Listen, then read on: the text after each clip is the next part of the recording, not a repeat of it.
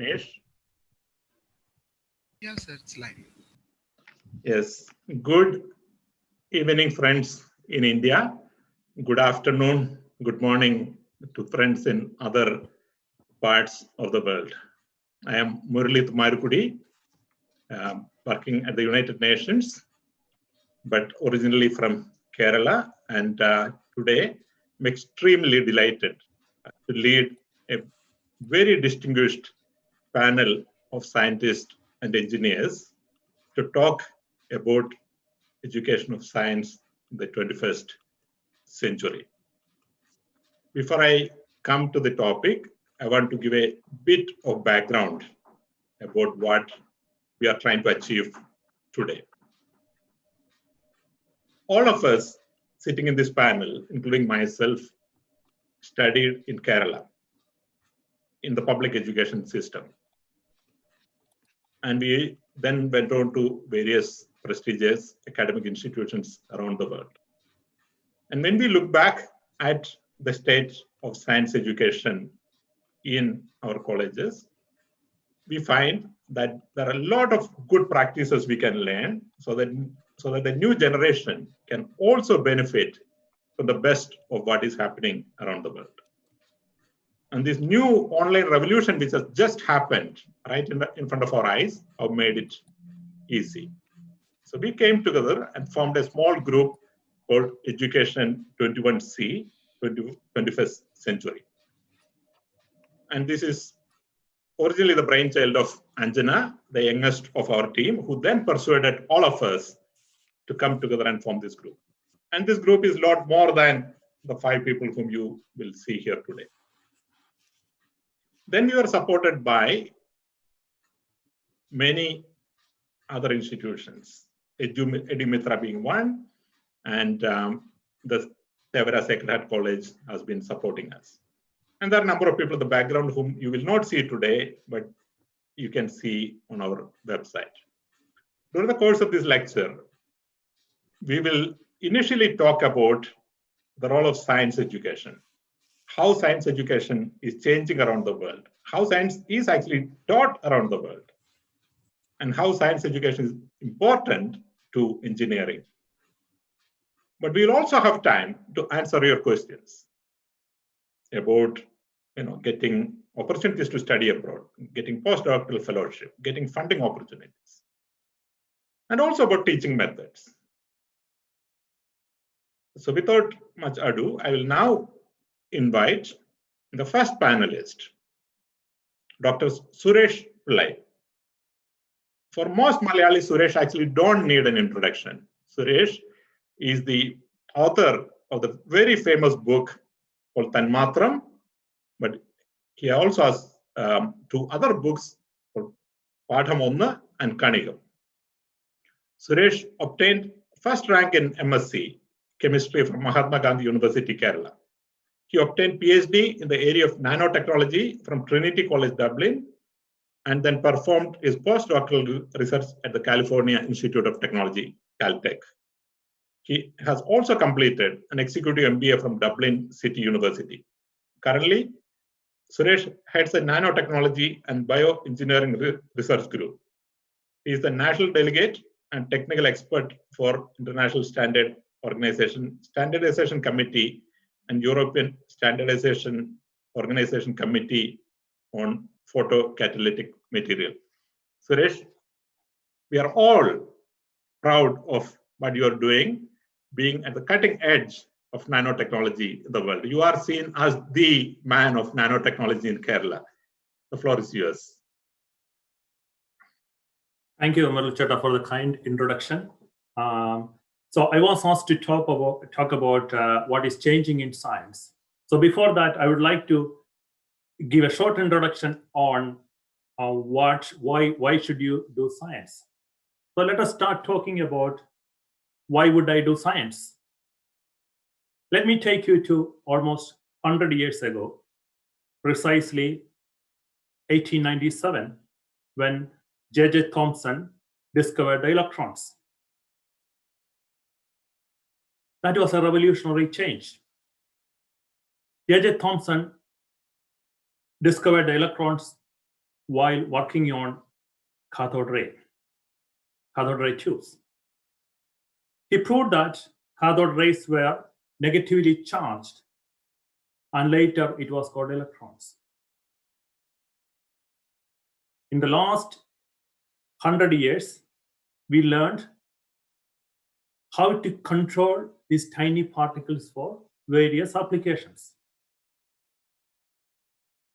Now we know how to control, how to manipulate, how to change, or how to design devices based on these small particles.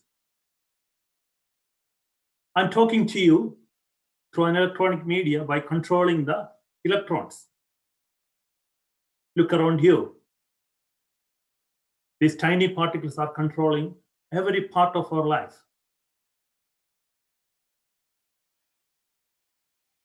Our life has been changed. Our life has been significantly changed or improved in various areas, not only in technology, in healthcare, education, social and societal aspects of life. How did this happen? This all happened because we know and understand properly how to control these small particles called electrons. It's not only electrons, it's not only the invention of electrons, it changed the world. A significant number of, or a series of inventions came to light after this. Einstein's formulas, number of theories in thermodynamics, theories about light, evolution, all these contributed into our modern life. So discovering the electrons or making theories behind it is science, but controlling or developing it into devices is engineering or technology. So we need good scientists to make inventions for the future. We need smart students doing fundamental science. I'm not advocating that every smart student should do science. What I'm advocating or what I'm saying is some of you who has genuine interest in science should do science. Why? Because science is only a part of our life. We need good engineers. We need good lawyers. We need good doctors. We need good accountants. We need good truck drivers. We need good police officers. We need smart people everywhere, every part of our life. And science is only a fraction of this. And science is one of those areas or one of those professions where you can contribute to the world and to the next generations. So if you are genuinely interested in science, don't hesitate to take science as a major subject. Look into the panel. All of them have taken science as their profession. And as Dr. Murali Tumarikudi said earlier, everybody came through the public education system, studied in government schools, in local schools. So if you are genuinely interested in science, don't hesitate to take it. It's a good profession. There are a lot of opportunities in future. I was also asked to talk about the changes happened in science education in abroad and in India. I would like to mainly talk about two things. One is problem-based education or PBL. PBL is an effective student-centered learning approach where students learn from projects or solving problems or undertaking small group discussions through critical thinking, brainstorming, and finding out unique solutions.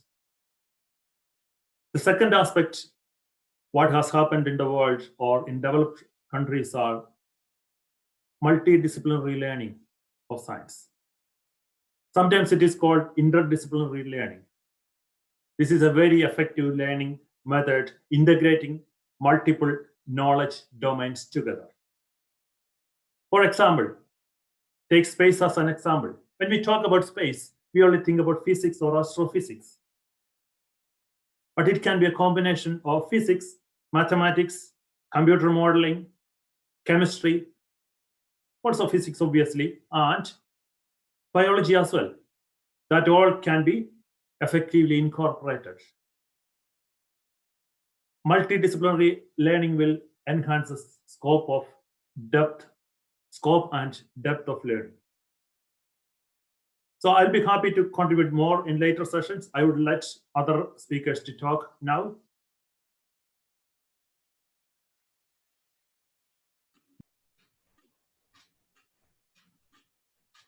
Thank you, Suresh. I think one point which Suresh made is very important. If you really want to do science, please do it. It still has opportunity. Science in Kerala has been sort of relegated into second place after the professional courses. But if you really are passionate about science, science is still a fantastic career opportunity. I'll come back to you, Suresh, with a few questions later. But now I have the pleasure of inviting Dr. Asha Aravind, who is working in the field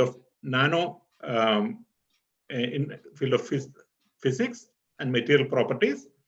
Dr. Asha Aravind completed her master's in physics from University College, Trivandrum. Afterwards, she obtained her PhD in physics with specialization in condensed matter theory from Indira Gandhi Center for Atomic Research. And currently, she's working Nano and Molecular Research Unit at the University of Oulu in Finland. I am very delighted to have Asha, a very inspirational person, but also a promising researcher to our panel. And Asha, the floor is yours. Thank you, Muralichita, for the very kind introduction. So I am Asha, and my field is theoretical condensed matter physics, and I'm working in Oulu, Finland. So I'm basically asked to speak about the importance of physics research, the importance of physics education. Before going to the details, if we talk about physics, even a child will be remembering about Newton and Newton's laws of motion. That will be the first thing most people will remember when you talk about physics. And yes, Newton's laws of equations are very important, and actually those are the equations which helped us to send people to moon. So all the planetary explorations and all this projectile motion, everything is based on macroscopic Newton's laws of motion. Now, after some point, so when we started talking about material physics, because to advance forward, we need materials, and all materials in this world, which is living or non-living, which is composed of atoms. And as you all know, atoms has electrons and protons and all these atomic particles. And basically, like Suresh sir said, the motion of electrons basically governs a lot of material properties. And this is a very complex problem, finding out how the electrons move in space and time. Actually, it determines almost everything. So I would say like physics is underlying in everything in this terrestrial world. So this was a complex phenomena. Scientists were struggling for a long time. And at some point, I would like to actually now draw your attention to Switzerland, where our Murali Chetan is working, and he's now based on Switzerland, Geneva.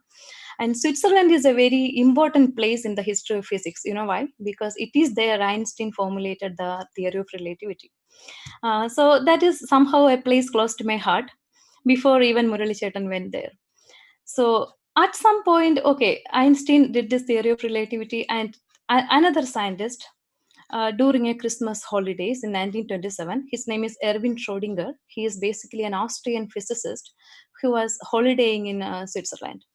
In the 1920s, actually, scientists were actually troubled with, okay, how we can understand the motion of electrons, because that will help us solve a lot of issues in physics, not only in physics, but also in materials like chemistry and everything.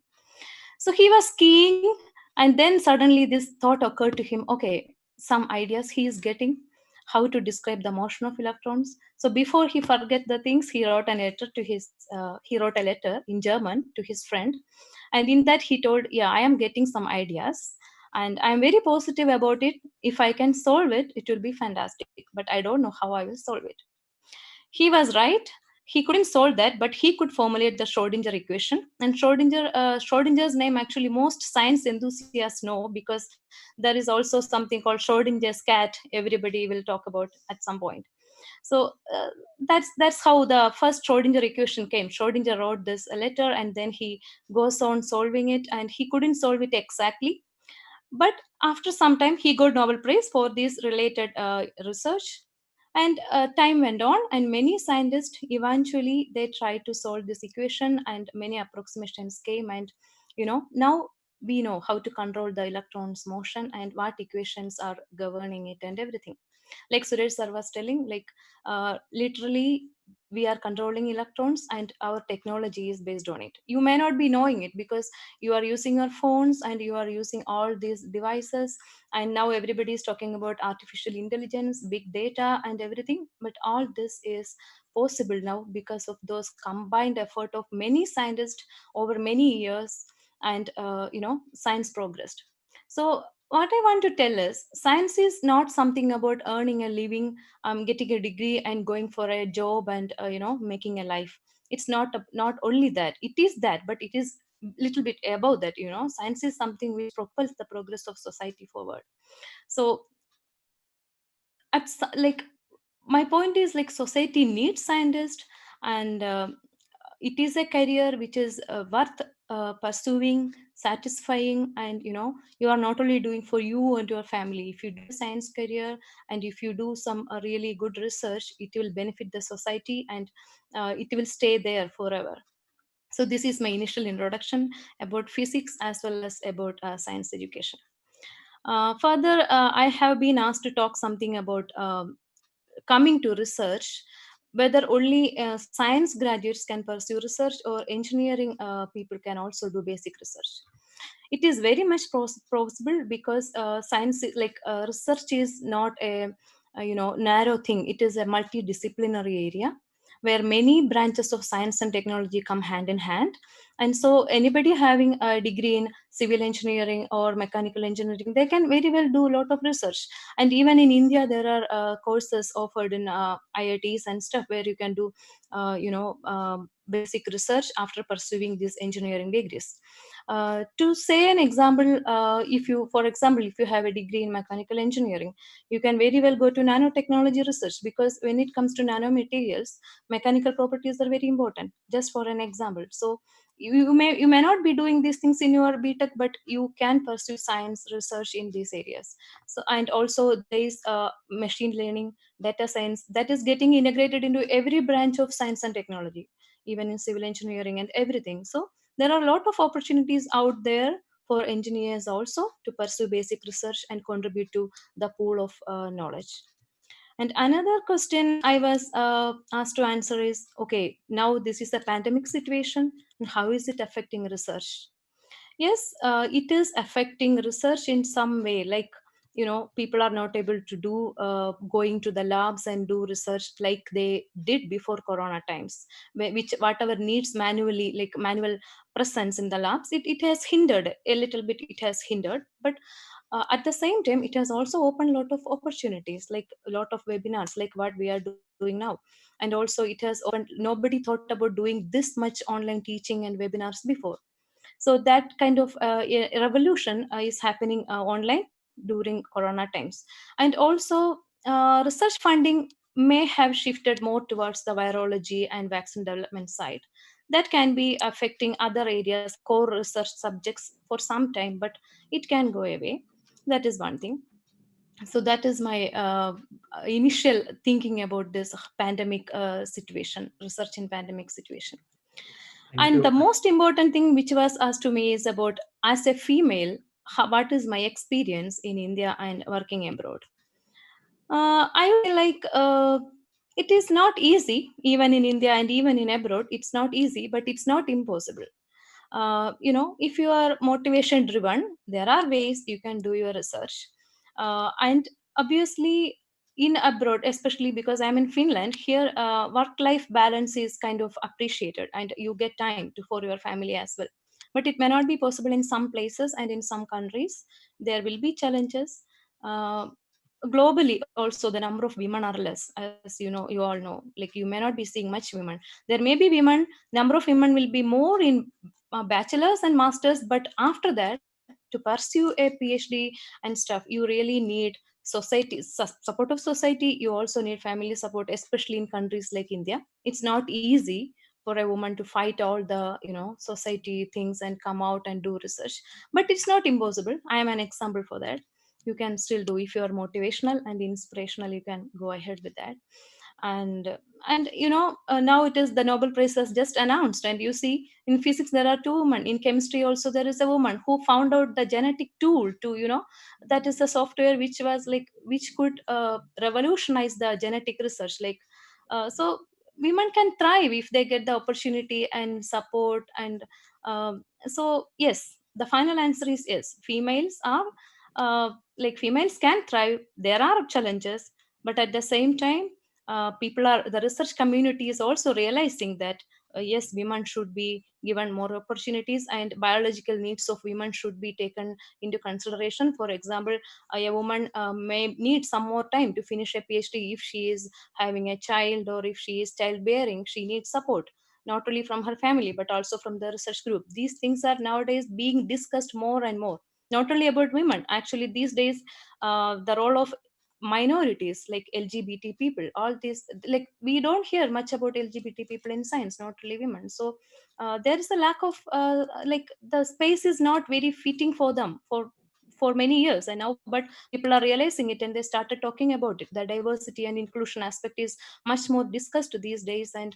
I'm positive that I'm not pessimistic about it. I'm thinking that situations will improve, and yes, women can thrive in science. Thank you. Thank you, Asha, for that very interesting presentation, but also the reflection of being a female researcher. And this year, I think, is particularly good in the Nobel laureates. There are many women among the Nobel laureates. I now have the pleasure of introducing Dr. Najib Kuril, who is the staff engineer at ExxonMobil Corporation. He has actually written probably one of the first engineering novels in Kerala. There has been many novels with engineers in it, but this novel, Najib's novel, is actually about explaining engineering, and it's with the exclusive purpose of motivating people to take engineering as a study stream. But Najib is also passionate about why science should be taught to engineering students, something which even most engineers don't understand. Dr. Najib did his PhD, and he is an expert in fuels, lubricants, and engine combustion. He has a PhD in biorenewable resources from Iowa State University and master's degree in combustion and energy from University of Leeds in the United Kingdom. He has published his scientific research in many prestigious journals and holds many US patents. He lives in Houston, Texas. Najib, you have the floor. Thanks, Murali, for that very generous introduction. So my topic today is importance of science education in engineering. And engineering is very important because engineering is all around us. Whatever we see around us is engineering, right? All man-made stuff is engineering. And engineering has a huge impact on our quality of life. And today, with new technologies like artificial intelligence, robotics, and biotechnology, all sorts of new technologies coming in, we need a lot of plenty of capable engineers to lead all these developments. So, the operative word here is capable, actually, because India produces over 1 million engineers every year. But we all know that most of them are not very employable. they are not very capable of doing real world engineering. So this is a problem, and a developing country like India has to definitely fix this problem, right? And one way of fixing that problem is achieving excellence in science education. Now, for a moment, let's take a look at engineering. What is engineering? Engineering is, designing, building, and operating products, processes, and complex systems. So the key element about engineering is its practicality.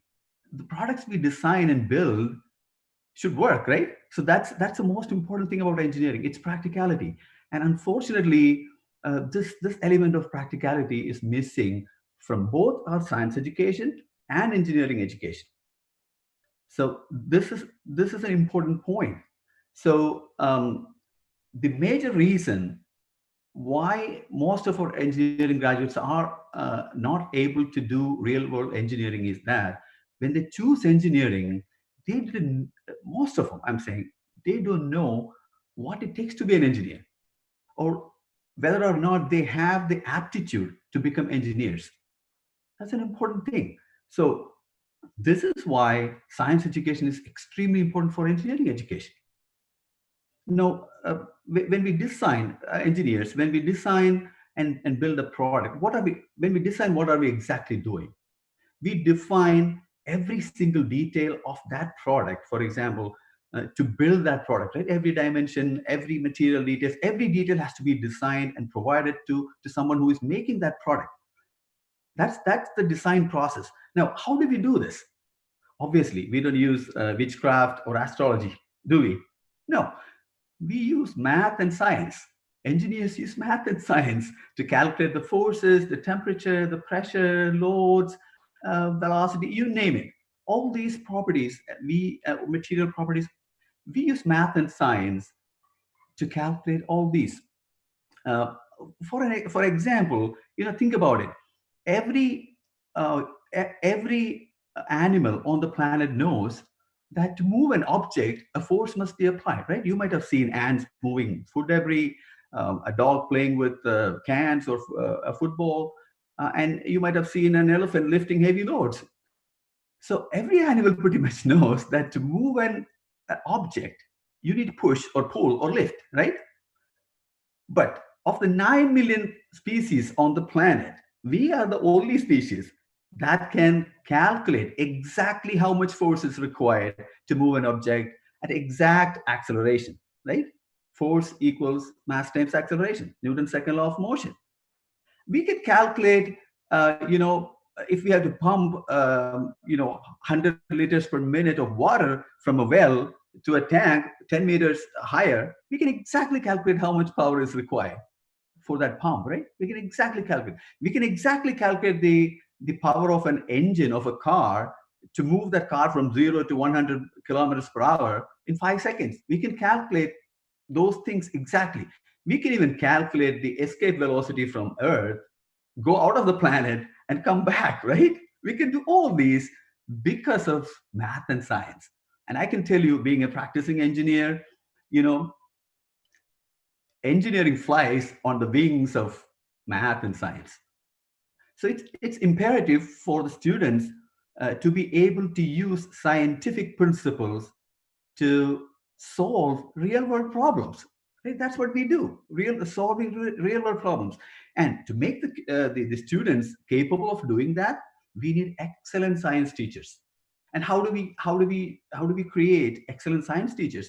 We have to create a higher education ecosystem where the teachers themselves have ample opportunities to do research and practice real science and solve real-world problems. They should be in touch with real-world problems and real-world science. Then they can teach good science to the students. So it's imperative that we make that kind of an ecosystem in higher education where knowledge creation and research are given a lot of importance.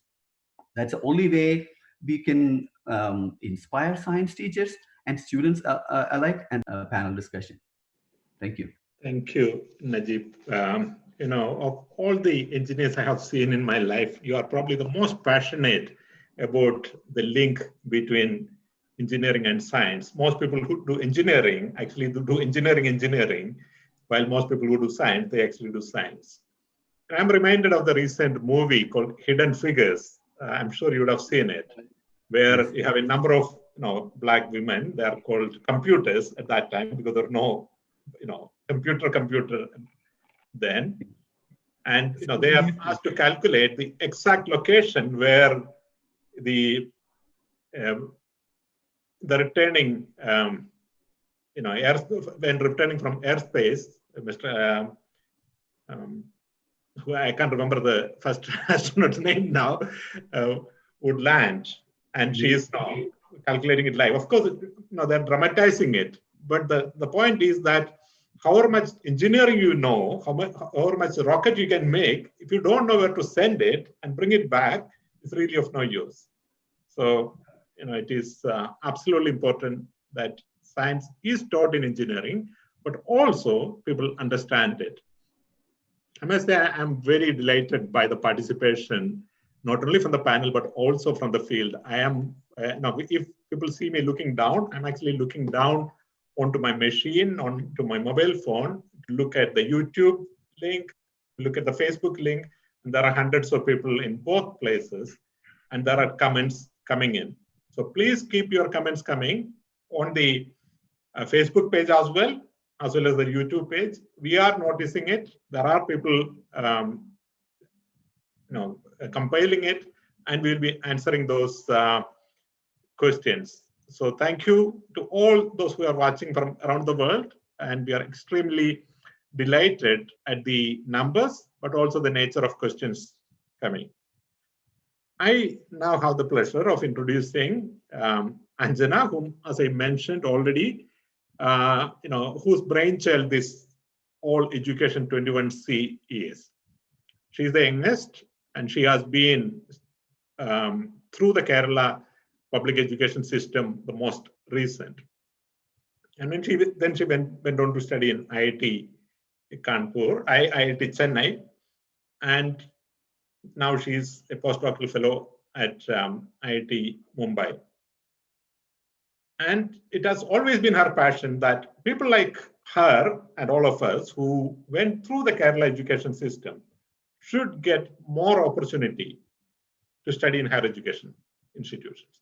To do that, people should start to develop a fundamental interest in the topic, and the teachers should be, as Najib said, should be prepared to elevate them and create that interest. So, Anjana, it's a great pleasure for me to invite you to this session. Thank you. Thank you, Mama, for that wonderful introduction. So, we all know that Kerala has been doing extremely well in providing equity and access for basic education to everyone. However, I feel this is the time for us to move to the next level when it comes to science education. So today I would like to discuss few insights about the higher education in science, especially based on my experience at different IITs. So we know that in our universities in Kerala, our science education is especially based on a very strict and a very rigid syllabus. And our teachers are always in a hurry to finish all the important aspects in this particular syllabus before the exams. However, if you see the IIT system, here they follow a slightly different approach, and there is no very rigid syllabus people are following, faculties are following here. Here, the teachers are trying to teach the fundamentals and the basic concept about each scientific phenomenon. So, the most important advantage, or the biggest advantage of this type of system is that the students will understand the scientific concepts in a better way, and this will help them to make a very strong foundation about science, which will be very helpful for them in future. And a very important aspect that I have noticed in IIT system, the whole IIT system, whether it is science or it is technology or whatever that may be, so they give more importance to students, and the IIT system as a whole is more student-centric. Here, the teacher-student relationship is very relaxed, and the classes are very interactive always. So the students are always encouraged to ask more questions to the students, and we will have a lot of other interactive sections such as a lot of seminar presentations and a lot of group discussions, and all these exercises help the students to think out of the box and to have a very positive outlook towards science.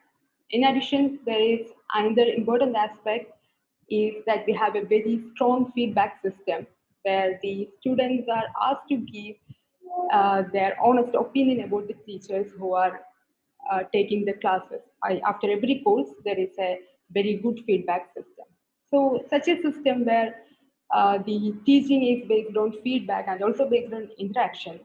Uh, Such a system helps these students to have a very open outlook towards science and also to have free thinking when it comes to science. So I feel that this is one aspect which we have to adopt to our universities in Kerala, and I think our teachers in universities in Kerala have to make a deliberate attempt to make students ask more questions in classes and also to have a very good interaction with the students, because if we want to have a very good science education, we need to have a proper interaction between students and teachers.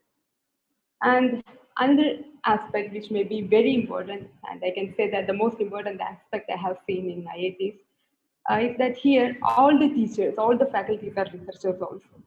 So learning science from researcher will give a realistic understanding or realistic idea about the textbook science or textbook material which we usually study in our universities.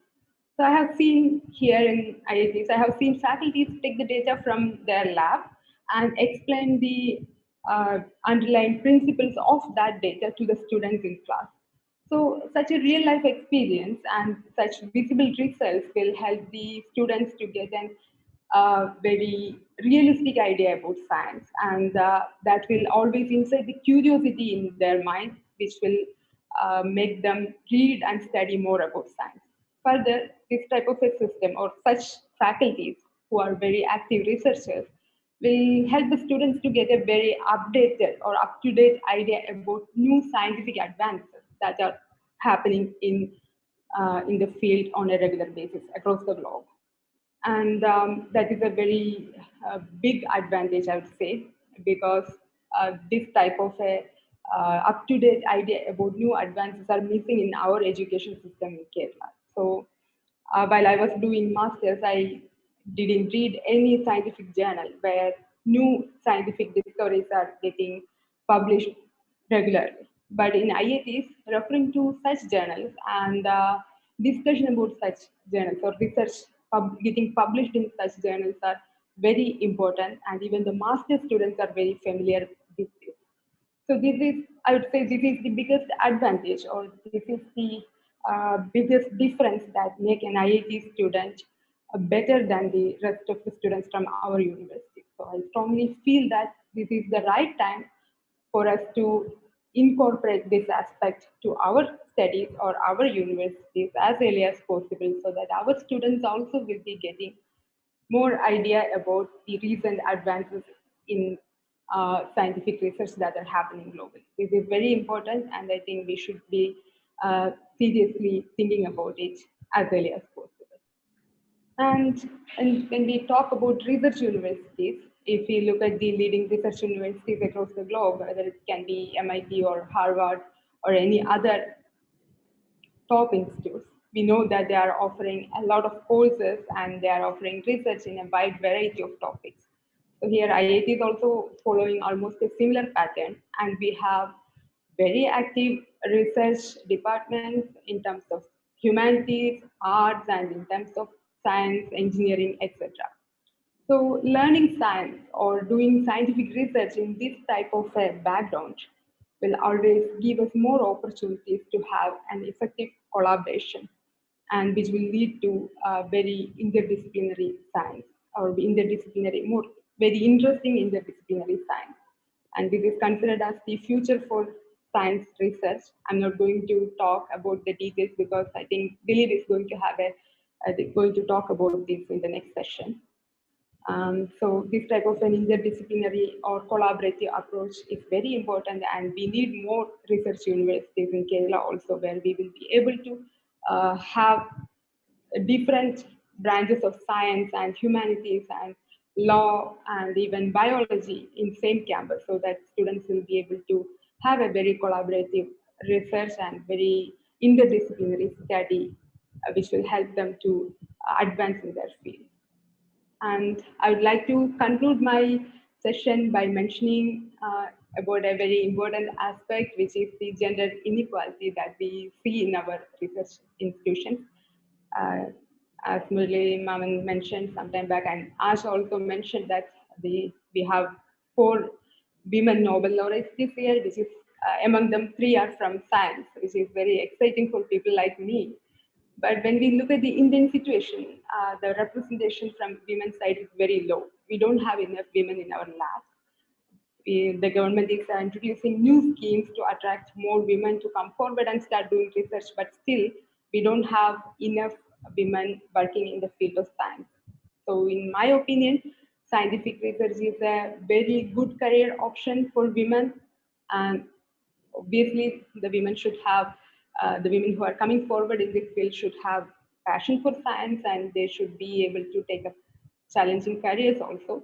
Still, this is a very good career opinion for women, and I feel this is the right time for more women to come forward and start doing scientific research in our laboratories, so that we will be having a more gender balanced situation in our laboratories in the near future. So that brings us to the end of my talk, and thank you everyone for listening. Thank you, Anjana, for that very interesting comparison between studying in Kerala as well as in teaching and learning in IIT, and also about the fact that there are only 11% women in the higher education, whereas in Kerala, as you know, the 70% of women in the colleges are actually women, but their numbers gradually come down. Finally, we have Dr. Dilip Mambali, who again don't need an introduction to the Malayali science audience, because among the young scientists who are able to communicate to ordinary people about very complex subjects such as DNA, such as evolution, I think there is nobody like Dilip these days. He is not only is very articulate, but also he don't mind taking up difficult issues at difficult times. So I have seen him standing up for science in situations where other people would probably let go. Dilip is the award-winning author of a book in Malayalam on evolution. Currently, he is the assistant professor in Indian Institute of Science, Education and Research, Tirupati. He obtained his MSc from Indian Institute of Technology, Madras in physics, and his PhD from University of Ghent in Netherlands. He worked at the University of Glasgow as a postdoctoral research. Currently, Dilip is working in an interdisciplinary field involving physics and biology. He is the recipient of the Joseph Montessori Foundation Prize for the Young Science Writer in 2019 for his book. And I'm sure there are a lot more books and a lot more awards to come. Dilip, the floor is yours. Yeah, thank you for this kind introduction. Yeah, good evening to all. Today I would like to talk about the need for our curriculum to be multidisciplinary. Actually, the world of research is multidisciplinary. Except for some core areas, research cannot be classified as like physics, chemistry, or biology. It is actually a mix of everything if you look really into research. For example, someone studying mechanism of bacterial motion should know physics and mathematics and some biology of bacteria. And let's say researchers developing biomedical sensors, they should understand chemistry, biology, and engineering aspects, and of course some physics and mathematics. For example, someone making a sensor to detect tumor cells, they should know biology of cancer and mechanism of detection, which may be chemistry or physics. So it's truly interdisciplinary. And sometimes when you want to make sensors, you should also know about fabrication of microstructures and some microelectronics and so on. And there is also a lot of collaboration. I mean, you don't have to know everything. Now, so there are a lot of interdisciplinary or multidisciplinary areas like biophysics, biochemistry, chemical biology, biomedical engineering, material science, soft matter, engineering management, and so on. Now, nowadays there is another very hot area, which is called data science.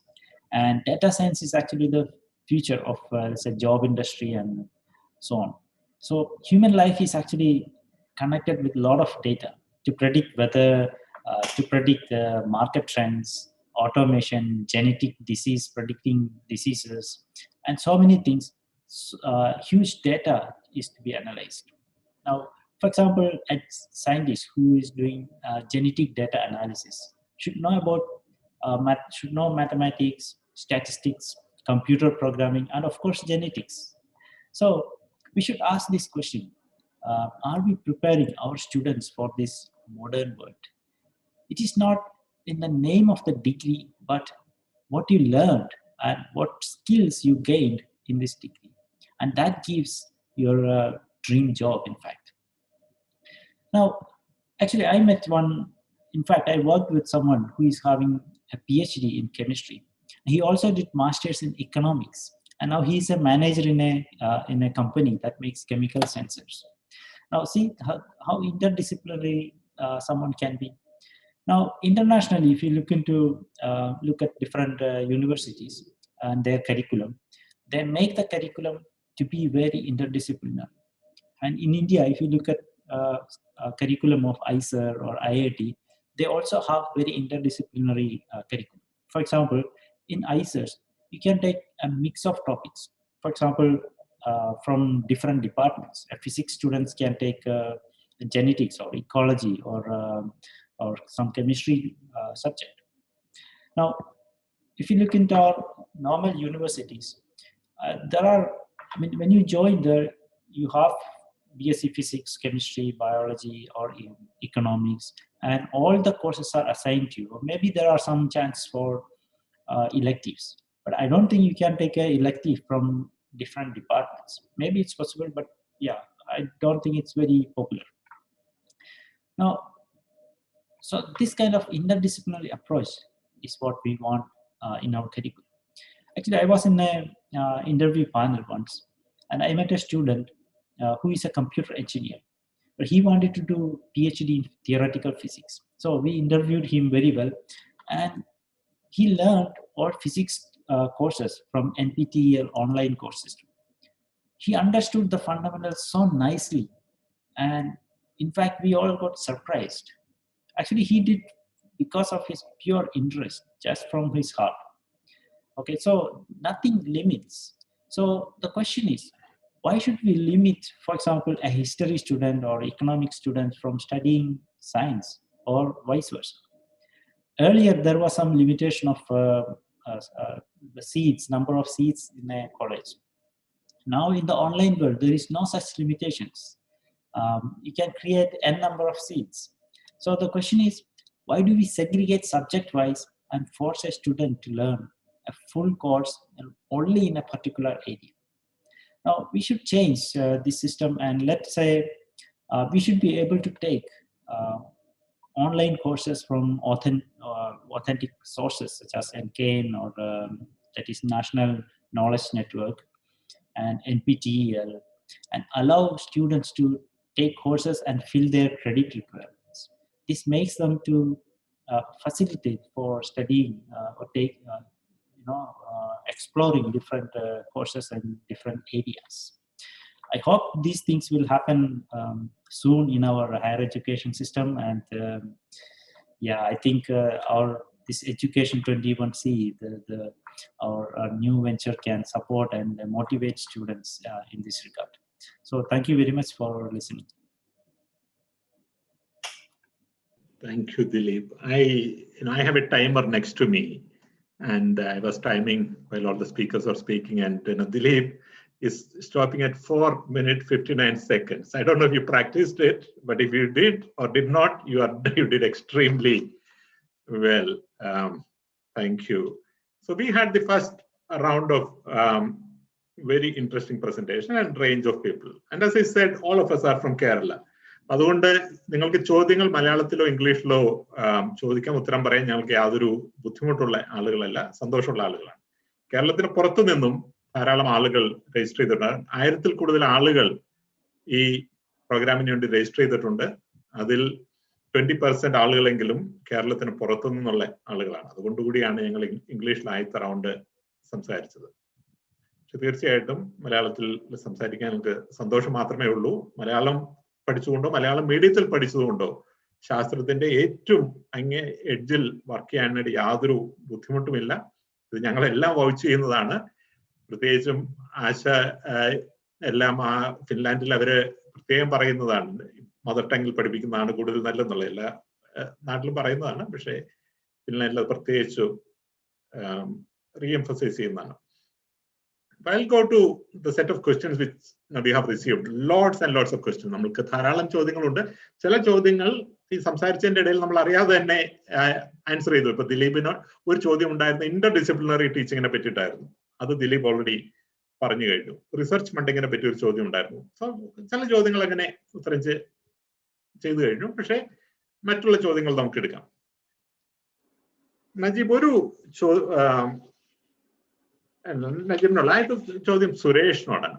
Suresh, ഈ ഒരു faculty member ഇവിടെ complaint ചെയ്തിട്ടുണ്ടായിരുന്നു, അതായത് അവർക്ക് ധാരാളം non academic ആയിട്ടുള്ള work കിട്ടുന്നുണ്ടെന്നുള്ളത്. Suresh ഒരു centre head ചെയ്യുന്നുണ്ട്, സുരേഷിനും അറിയാതിരിക്കും. അതായത് വാസ്തവത്തിൽ ഇതൊരു ഗ്ലോബൽ പ്രോബ്ലമാണ്. നമ്മുടെ നാട്ടിൽ ഒരു സെറ്റ് ഓഫ് ഇതിനായിരിക്കാം നമ്മൾ ഡിപ്ലോയ് ചെയ്യുന്നത്, നിങ്ങൾ മറ്റു നാടുകളിൽ വേറെ സെറ്റ് ഓഫ് ഇഷ്യൂസ് ആണ്. പക്ഷെ it is really an issue. നമ്മളുടെ ഒരു ലെവലിലും നമുക്ക് 100% സമയം ഗവേഷണത്തിൽ ചെയ്യാനായിട്ട് സാധിച്ചു എന്ന് വരില്ല. പക്ഷേ ഈ ചോദ്യം ഫണ്ടിങ്ങിനെ പറ്റിയിട്ടാണ്.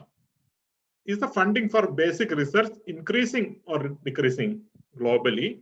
Are there some countries investing more in basic research than others? ഇതാണ് സുരേഷിനോടാണ് ചോദ്യം.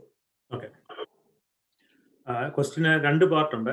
ആദ്യം നമ്മുടെ അഡ്മിനിസ്ട്രേറ്റീവ് ജോബിനെ പറ്റിയാണ്. അത് എല്ലാ തൊഴിലിലും ഉള്ളതാണ്. നമ്മൾ വർക്ക് ചെയ്യുന്ന സെക്ടർ അല്ലാതെ അഡീഷണൽ ആയിട്ട് ചെയ്യേണ്ടി വരും. അത് ഇപ്പം എൻ്റെ കാര്യം തന്നെ എടുത്തു കഴിഞ്ഞാൽ, ഞാൻ റിസർച്ച് ടീച്ചിങ് റിസർച്ച് ഇത് രണ്ടും 50-50 ചെയ്യണം. പക്ഷെ അതിൻ്റെ കൂടെ തന്നെ അഡ്മിനിസ്ട്രേറ്റീവ് ആയിട്ടുള്ള പല കാര്യം, ഗ്രൂപ്പ് മാനേജ് ചെയ്യണം, റിസർച്ച് ഫണ്ടിങ്ങിനുള്ള റിപ്പോർട്ട് കൊടുക്കണം. ചിലപ്പം ചിലർക്ക് കെമിക്കൽസ് ഓർഡർ ചെയ്യുന്നതിന് എന്തെങ്കിലും പ്രശ്നങ്ങൾ കാണും. അപ്പൊ അതിന്റെ എല്ലാം അഡ്മിനിസ്ട്രേറ്റീവ് പ്രോബ്ലംസ്, അതെല്ലാം it's A natural and organic process. അത് നമ്മൾ ചെയ്തേ പറ്റുള്ളൂ. അതിനായിട്ട് ചിലപ്പോൾ അഡീഷണൽ ടൈം കണ്ടെത്തേണ്ടി വരും. ഇതൊക്കെ it's A part of the job. പക്ഷെ മെയിനായിട്ട് പറഞ്ഞു കഴിഞ്ഞാൽ ഒരു അക്കാഡമിഷ്യന്റെ മെയിൻ ജോബ് എൻ്റെ ഇതിൽ റിസർച്ചാണ് മെയിനായിട്ട്. ഒരു 60% റിസർച്ചും ഒരു 40% ടീച്ചിങ്ങും എന്ന രീതിയിലാണ് സാധാരണ വിദേശ യൂണിവേഴ്സിറ്റികളിലൊക്കെ കാണാറുള്ളത്. നമ്മുടെ കോളേജുകളിലും യൂണിവേഴ്സിറ്റികളിലും ഒന്നും ആ ഒരു രീതിയിലേക്ക് വന്നിട്ടില്ല. ഇപ്പം 20 അല്ലെ 24 അവർ ടീച്ചിങ്ങേ ഉള്ളൂ. റിസർച്ച് എന്ന് പറഞ്ഞാൽ it's A part of the hobby, അല്ലെ പ്രൊമോഷൻ കിട്ടാനുള്ള ഒരു പാർട്ട് എന്നുള്ള രീതിയിലാണ് മുന്നോട്ട്. അത് മാറി വരണം തീർച്ചയായിട്ടും. അത് ഇവഞ്ച്വലി മാറും. യൂണിവേഴ്സിറ്റികളിലൊക്കെ മാറിയിട്ടുണ്ട്. കേരളത്തിലെ ഇപ്പം മഹാത്മാഗാന്ധി യൂണിവേഴ്സിറ്റിയൊക്കെ റിസർച്ചിലൊക്കെ വളരെ മുന്നിലാണ്. കേരളത്തിലെ കാര്യം എടുത്തു കഴിഞ്ഞാൽ സ്കൂൾ ഓഫ് കെമിക്കൽ സയൻസ് ഒക്കെ പല ഇന്നോവേഷൻസ് ഒക്കെ, പേറ്റന്റുകൾ, നല്ല ലോകത്തോട് തന്നെ കിടപിടിക്കാവുന്ന പലതരം പേറ്റന്റുകളൊക്കെ ഇതുപോലുള്ള സ്ഥാപനങ്ങളിൽ നിന്ന് വന്നിട്ടുണ്ട്. Mahatma Gandhi university, Kerala university, Calicut university ഉൾപ്പെടെ, കുസാറ്റ് ഇവിടുന്നൊക്കെ വരാറുണ്ട്. അതുപോലെ NIT-കളിലൊക്കെ ധാരാളം റിസർച്ചുകൾ. പക്ഷെ നമ്മുടെ കോളേജുകളിലേക്ക് നോക്കുമ്പോൾ ഇപ്പോഴും ടീച്ചിങ് ആണ് മെയിൻ ആയിട്ടുള്ള അതും ഇവഞ്ച്വലി ചേഞ്ച് ചെയ്യുമെന്നാണ്. കാരണം റിസർച്ച് സെന്ററുകളൊക്കെ ധാരാളം കോളേജുകളിലേക്ക് വരുന്നുണ്ട്. രണ്ടാമത്തേത് question, how the research funding, is the funding for basic research is increasing globally or decreasing globally? I will answer that question in English because we have a bigger group here. So and the second part of, are there some countries investing more in basic research than others? So this is the question. If you look into the worldwide scenario, the top 5 countries invest in research include USA, China, Republic of Korea, and Germany and Japan. So these are the countries who invest heavily in research. And of course, the global trend is increasing on research. For example, USA 6% increase in funding was reported for 2019 and over 2018. So there is a consistent increase in research in USA for the past several years. If you look into China, there are over 10% increase in funding since 2017. So of course, some countries are investing more than other countries. So some countries are the investment is usually calculated as a percentage of the GDP, just for an example. Okay, so it's always calculated as a percentage of the GDP. The most the countries, two countries, for example, South Korea and Israel, for example, they are investing into R&D 4% of their total GDP. That's a huge investment in research. Okay, and most of the countries, for example, USA or many of the European countries, their investment would be between 1 to 3%. That is even significant. If we look into India, our investment is close to 1%. It's still significant. India is a huge economy. If you look into the GDP, it's one of the top 5 economies in the world. So even 0.9% or 1% of investment is huge in India, but that is still not enough. So we need more investment in research in India. So we need to go up to the level of China or at least USA or other European countries in future. So my recommendation is going from 0.9 to at least 2% in the beginning, at least double the investment in research to improve the infrastructure in research. Thank you, Suresh. And I actually did not know the Republic of Korea is actually among the top 5, because the Republic of Korea probably has very similar population as to Kerala actually. Correct. And I remember talking to my friends from Korea who said in the 1960s, their GDP was comparable to what is in Kerala, and now they are considered a developed country. And you can see that. Question. Suresh, you were saying something? Yeah, you can see that the products coming from that country. You look into the companies like Samsung or LG. All many of the top brands are coming from, and this is all part of the basic research investment. Just go on. Thank you. As I have a very interesting question here, and you may be able to answer it, because if I remember correctly, talking to you, when you completed either your BSc or MSc, you applied for a PSc examination in Kerala and you passed it. You probably got a job and then you even joined there, and then you decided to move on and go to research. So the question which has come is that how do you keep your interest in science alive if you do not, if you cannot, continue into your PhD? So I want you to answer as to what pushed you into move back into research and also go outside Kerala. I think that personal story would be very interesting. Thank you. Thanks, Murali Cheta, for that question. Maybe I can answer that in Malayalam. Okay, ഞാൻ BSc MSc കഴിഞ്ഞ ആ സമയത്ത് കേരളത്തിൽ ഇന്നത്തെ പോലെ ഐസറോ IIT ഒന്നും ഉണ്ടായിരുന്നില്ല. അപ്പോൾ ഇന്ന് കുറച്ചുകൂടെ ഒരു സയൻസിനെ കുറിച്ചൊരു അവബോധം ഉണ്ട്. ഇന്ത്യയിൽ തന്നെ ഇൻസ്റ്റിറ്റ്യൂഷൻസ് കൂടി കേരളത്തിലും നമുക്ക് സെൻട്രൽ ഇൻസ്റ്റിറ്റ്യൂഷൻസ് ഒക്കെ വന്നു. അപ്പോൾ അന്ന് ഇനി എന്താണ് എന്നൊരു എക്സ്പോഷർ ഒന്നും അന്ന് കിട്ടിയില്ല. പ്രത്യേകിച്ച് കോളേജിലുള്ള ടീച്ചേഴ്സിന് അത് തരാൻ പറ്റിയില്ല എന്ന് വേണമെങ്കിൽ പറയാം. അപ്പോൾ കുറച്ച് മാർക്കിന് വേണ്ടി MSc പഠിച്ചു. സോ ഇനി എന്ത് ചെയ്യും, ജോബ് വേണം. അപ്പോൾ ഒരു മിഡിൽ ക്ലാസ് ഫാമിലിയാണ്. So of course I need to settle. അപ്പോൾ മുന്നിലുള്ളത് ഈ PSc ജോബ്സ് ആണ്. അപ്പോൾ കണ്ട PSc ജോബ്സിനൊക്കെ ആപ്ലിക്കേഷൻ അയച്ചു, അതൊക്കെ എഴുതി. റിസർച്ച് ചെയ്യണമെന്നൊക്കെ ആഗ്രഹമുണ്ട്, പക്ഷെ എങ്ങനെ ചെയ്യും, എവിടെ ചെയ്യും, അങ്ങനെ ഒന്നും വലിയ ഐഡിയ ഇല്ല. So actually not only one job, I got a lot of Kerala government jobs actually. Lot of that joining memo came to at least 6 jobs I got, including secretariat assistant, revenue department job. And I was very young also. So വീട്ടുകാർക്കൊക്കെ സന്തോഷമായിരുന്നു, because ആ ഏജിൽ ഞാൻ ആ ജോബിൽ കയറിയാൽ deputy collector വരെ എത്താം എന്നുള്ള chance ഒക്കെ ഉള്ള ജോബുകളാണ്. സോ അങ്ങനത്തെ ഒരു സിറ്റുവേഷനിൽ ഞാൻ എനിക്ക് വന്ന ജോബിൽ ആദ്യം കിട്ടിയ അപ്പോയിന്റ്മെന്റ് ഓർഡറിൽ ജോയിൻ ചെയ്തു. റവന്യൂ ഡിപ്പാർട്ട്മെന്റിലെ ക്ലർക്കായിരുന്നു. പക്ഷേ ഒരു വിത്തിൻ 6 months എനിക്ക് മനസ്സിലായി ഇത് എനിക്ക് പറ്റിയൊരു ഫീൽഡ് അല്ല, കാരണം I was not satisfied there. So I realise that even if I become an IAS, I will be doing a glorified clerical job. So I am not into it. I am not telling that's not a bad job or anything. That is a job which can do a lot of good to the society. പക്ഷേ ഞാൻ അതിന് fit ആയ ഒരാളല്ലാന്ന് എനിക്കപ്പോൾ മനസ്സിലായി. ആ 6 months തന്നെ അത് പഠിപ്പിച്ചു. Then okay, ഞാൻ അപ്പോൾ പിന്നെ അന്ന് ഇന്നത്തെ പോലെ ഇന്റർനെറ്റ് ഉണ്ട്, പക്ഷേ എന്റെ വീട്ടിലന്ന് കമ്പ്യൂട്ടറോ ഇന്റർനെറ്റോ ഒന്നുമില്ല. ഇപ്പോഴും കുട്ടികൾക്ക് കുറച്ചുകൂടെ ഇന്റർനെറ്റിന്റെ ഈ ബൂം വന്ന കാരണം കാര്യങ്ങളെ കുറിച്ച് അറിയാം. സോ പിന്നെ ഞാൻ എക്സാംസ് എഴുതാൻ തുടങ്ങി. ആക്ച്വലി നമുക്കിപ്പോൾ റിസർച്ച് ചെയ്യണമെന്നുണ്ടെങ്കിൽ നമ്മുടെ വീട്ടിൽ നിന്ന് കാശൊന്നും കൊണ്ടുപോകേണ്ട കാര്യമില്ല.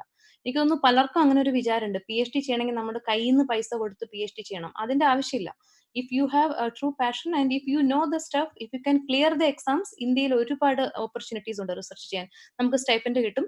Stipend is not bad. അന്ന് കുറച്ച് കുറവായിരുന്നു, പക്ഷെ ഇപ്പോൾ സ്റ്റൈപ്പൻഡ് അത്യാവശ്യം ഒരു എഞ്ചിനീയർക്ക് ഒരു സ്റ്റാർട്ടിംഗ് ജോബിൽ കിട്ടുന്ന സാലറിയെക്കാളും സ്റ്റൈപ്പൻഡ് ഉണ്ടെന്ന് തന്നെയാണ് എന്റെ വിശ്വാസം. മേ ബി അഞ്ജനയ്ക്ക് വേണമെങ്കിൽ അതിൽ കുറച്ചുകൂടെ പറയാൻ പറ്റും. അഞ്ജനയാണ് നമ്മുടെ ഗ്രൂപ്പിൽ റീസെന്റ് PhD ചെയ്ത ഒരാൾ.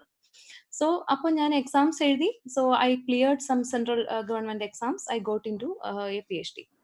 അപ്പോൾ അതാണ്, PhD ചെയ്യാൻ നമുക്ക് പ്രത്യേകിച്ച് കാശൊന്നും വേണ്ട. നമുക്ക് ആ എക്സാംസ് ഒക്കെ ക്ലിയർ ചെയ്യാൻ പറ്റുമെങ്കിൽ ഇഷ്ടം പോലെ എക്സാംസും മീൻസ് ഇന്ത്യയിൽ ഇപ്പോൾ IITs ഉണ്ട്, ISERS ഉണ്ട്, ട്രിവാൻഡ്രത്ത് IIST വന്നു, അന്ന് ഇതൊന്നും ഉണ്ടായിരുന്നില്ല. അപ്പോൾ അതാണ്, നമുക്ക് എന്താ പറയാ, നമുക്ക് കഴിവുണ്ട്, നമ്മൾ പഠിക്കാൻ തയ്യാറാണ്, ഹാർഡ് വർക്ക് ചെയ്യാൻ തയ്യാറാണെങ്കിൽ കാശ് ഒരു പ്രശ്നമല്ല PhD ചെയ്യാൻ. Because PhD is like any other job. You will be treated like medical insurance ഉണ്ടാവും, ഒരു താമസിക്കാൻ ഹോസ്റ്റൽ ഉണ്ടാവും, ഇതെല്ലാം നമുക്ക് കിട്ടും, മാസം സ്റ്റൈപ്പൻഡും കിട്ടും. സോ PhD ചെയ്യാൻ ഓപ്പർച്യൂണിറ്റീസ് ഉണ്ട്. Anyone can pursue that. പക്ഷേ you need to have the passion. It is not like a 9 to 4 job. PhD is something like which occupies you. Because research എന്ന് പറഞ്ഞാൽ അതൊരു 24-hour ജോബ് പോലെയാണ്. You may not be physically present, but your mind will be occupied in it. So അതിന് തയ്യാറുള്ളവർക്ക് opportunities ഉണ്ട്. അപ്പൊ ഞാൻ എപ്പോഴും എന്നെ കുറിച്ച് വിചാരിക്കാറ്, ഐൻസ്റ്റീൻ പോലും ഒരു ക്ലർക്കായി ഇരുന്ന് ജോലി ചെയ്തിട്ടുണ്ട്, എന്നിട്ടാണ് ഐൻസ്റ്റീൻ മാറിയത്. സോ പാറ്റന്റ് ഓഫീസിലെ ക്ലർക്കായിരുന്നു അറ്റ് സം പോയിന്റ് ഐൻസ്റ്റീൻ. പിന്നെ ഞാനൊരു റവന്യൂ ഓഫീസിലെ ക്ലർക്കായത് ഒരു മോശം കാര്യമായി എനിക്ക് ഒരിക്കലും തോന്നാറില്ല.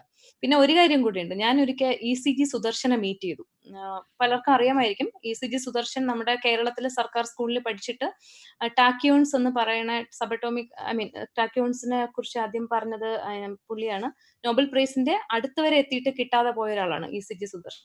പുള്ളിയെ ഞാൻ ഒരിക്കൽ മീറ്റ് ചെയ്തപ്പോൾ ഞാൻ ഇങ്ങനെ നെയ്യാറ്റിൻകരയാണ് വീട് എന്നൊക്കെ സംസാരിച്ചപ്പോൾ പുള്ളി ഭയങ്കര എന്തൂസിയാസ്റ്റിക് ഒരാളാണ്. സയൻസിനെ കുറിച്ച് മാത്രമല്ല, വേദാസിനെ കുറിച്ച് അല്ലെങ്കിൽ റിയൽ എസ്റ്റേറ്റിനെ കുറിച്ച് ഇങ്ങനെ ഒരുപാട് ഇൻട്രസ്റ്റ് ഉള്ള ഒരു വ്യക്തിയാണ്. അപ്പൊ പുള്ളി എന്നോട്, ഞാൻ ഇങ്ങനെ ഒരു ജോലി ചെയ്തിട്ടുണ്ടെന്ന് പറഞ്ഞു, പുള്ളി പറഞ്ഞു it is an experience in life, അങ്ങനെ എടുത്താൽ മതി, ആ കളഞ്ഞ സമയം ഒരു മോശമായിട്ടൊന്നും വിചാരിക്കേണ്ട. So yeah, that's my answer. Thank you. So if you have the real passion, there are ways. Very inspiring story. Actually, many people don't realize how good a stipend we will get. When I went for PhD already in 19, and I'll give you a secret. I actually went to do a master's study because of the stipend. Because it was not, there are not many jobs available for a civil engineer in 1986. And if you wrote GATE, you got, I think, 1,800 rupees or something at that time. And then I went on to do my PhD. And then it was 2,400, which was fine. എന്റെ ക്ലാസ്സിലെ ചില ഗുജറാത്തിൽ നിന്നുള്ള ചില കുട്ടികൾ അതിൽ നിന്ന് പണം എടുത്ത് ഷെയറിൽ ഇൻവെസ്റ്റ് ചെയ്യുമായിരുന്നു. And I have one friend who is actually from North India who invested share from that, money from that for share in Sun Pharmaceutical, and he has, from that he has now made 1 crore rupee. So not only how money can even spare some. Einstein പോലെ ആദ്യത്തെ Nobel prize വരുന്നൊരു Kerala revenue ഡിപ്പാർട്ട്മെന്റിൽ നിന്ന് വരുന്ന ഒരു കാലമാണ് ഞങ്ങളുടെ പ്രതീക്ഷ. നജീബിന് എന്തോ പറയാനുണ്ട്, പക്ഷെ നജീബിലേക്കാണ് ചോദ്യം വരുന്നത്. അപ്പൊ നജീബിനോട് ആഡ് ചെയ്യാം. നജീബ്, നമ്മൾ ഒരു മണിക്കൂർ സെഷൻ കഴിഞ്ഞു, എല്ലാ ആളുകളുടെയും നമ്മുടെ ഇനിഷ്യൽ റൗണ്ട് കഴിഞ്ഞു. അപ്പൊ എനിക്ക് 2 കാര്യങ്ങളാണ് ആദ്യം ഓഡിയൻസിനോട് പറയാനുള്ളത്. ഒന്നാമത്തത്, ഞാൻ കഴിഞ്ഞ ഒരു മാസമായിട്ട് കേരളത്തിലെ ആർട്സ് കോളേജുകളിലും എഞ്ചിനീയറിംഗ് കോളേജുകളിലും ഉള്ള കുട്ടികൾക്ക് ഈ കോവിഡ് കാലത്ത് നിന്ന് ഗ്രാജുവേറ്റ് ചെയ്യുന്ന ആളുകളുടെ വെല്ലുവിളികളെ പറ്റി ലെക്ചർ കൊടുക്കുകയാണ്. അപ്പൊ അതിന്റെ അവസാനം ഞാൻ ഒരു ചോദ്യം ചോദിക്കും. നിങ്ങൾക്ക് എത്ര പേർക്ക് ലിങ്ക്ഡ്ഇൻ അക്കൗണ്ട് ഉണ്ട് എന്ന് ചാറ്റിൽ ഒന്ന് ടൈപ്പ് ചെയ്യണം എന്ന് പറയും. ഇപ്പൊ നിങ്ങൾ ഇപ്പൊ ഈ ഇത് ലിസൺ ചെയ്യുന്ന ആളുകൾ ഒന്ന് ടൈപ്പ് ചെയ്താൽ കൊള്ളാമായിരിക്കും. ഈ നിങ്ങളുടെ യൂട്യൂബിലാണെങ്കിലും ഫേസ്ബുക്കിലാണെങ്കിലും ഒന്ന് ചാറ്റ് ചെയ്താൽ കൊള്ളാം.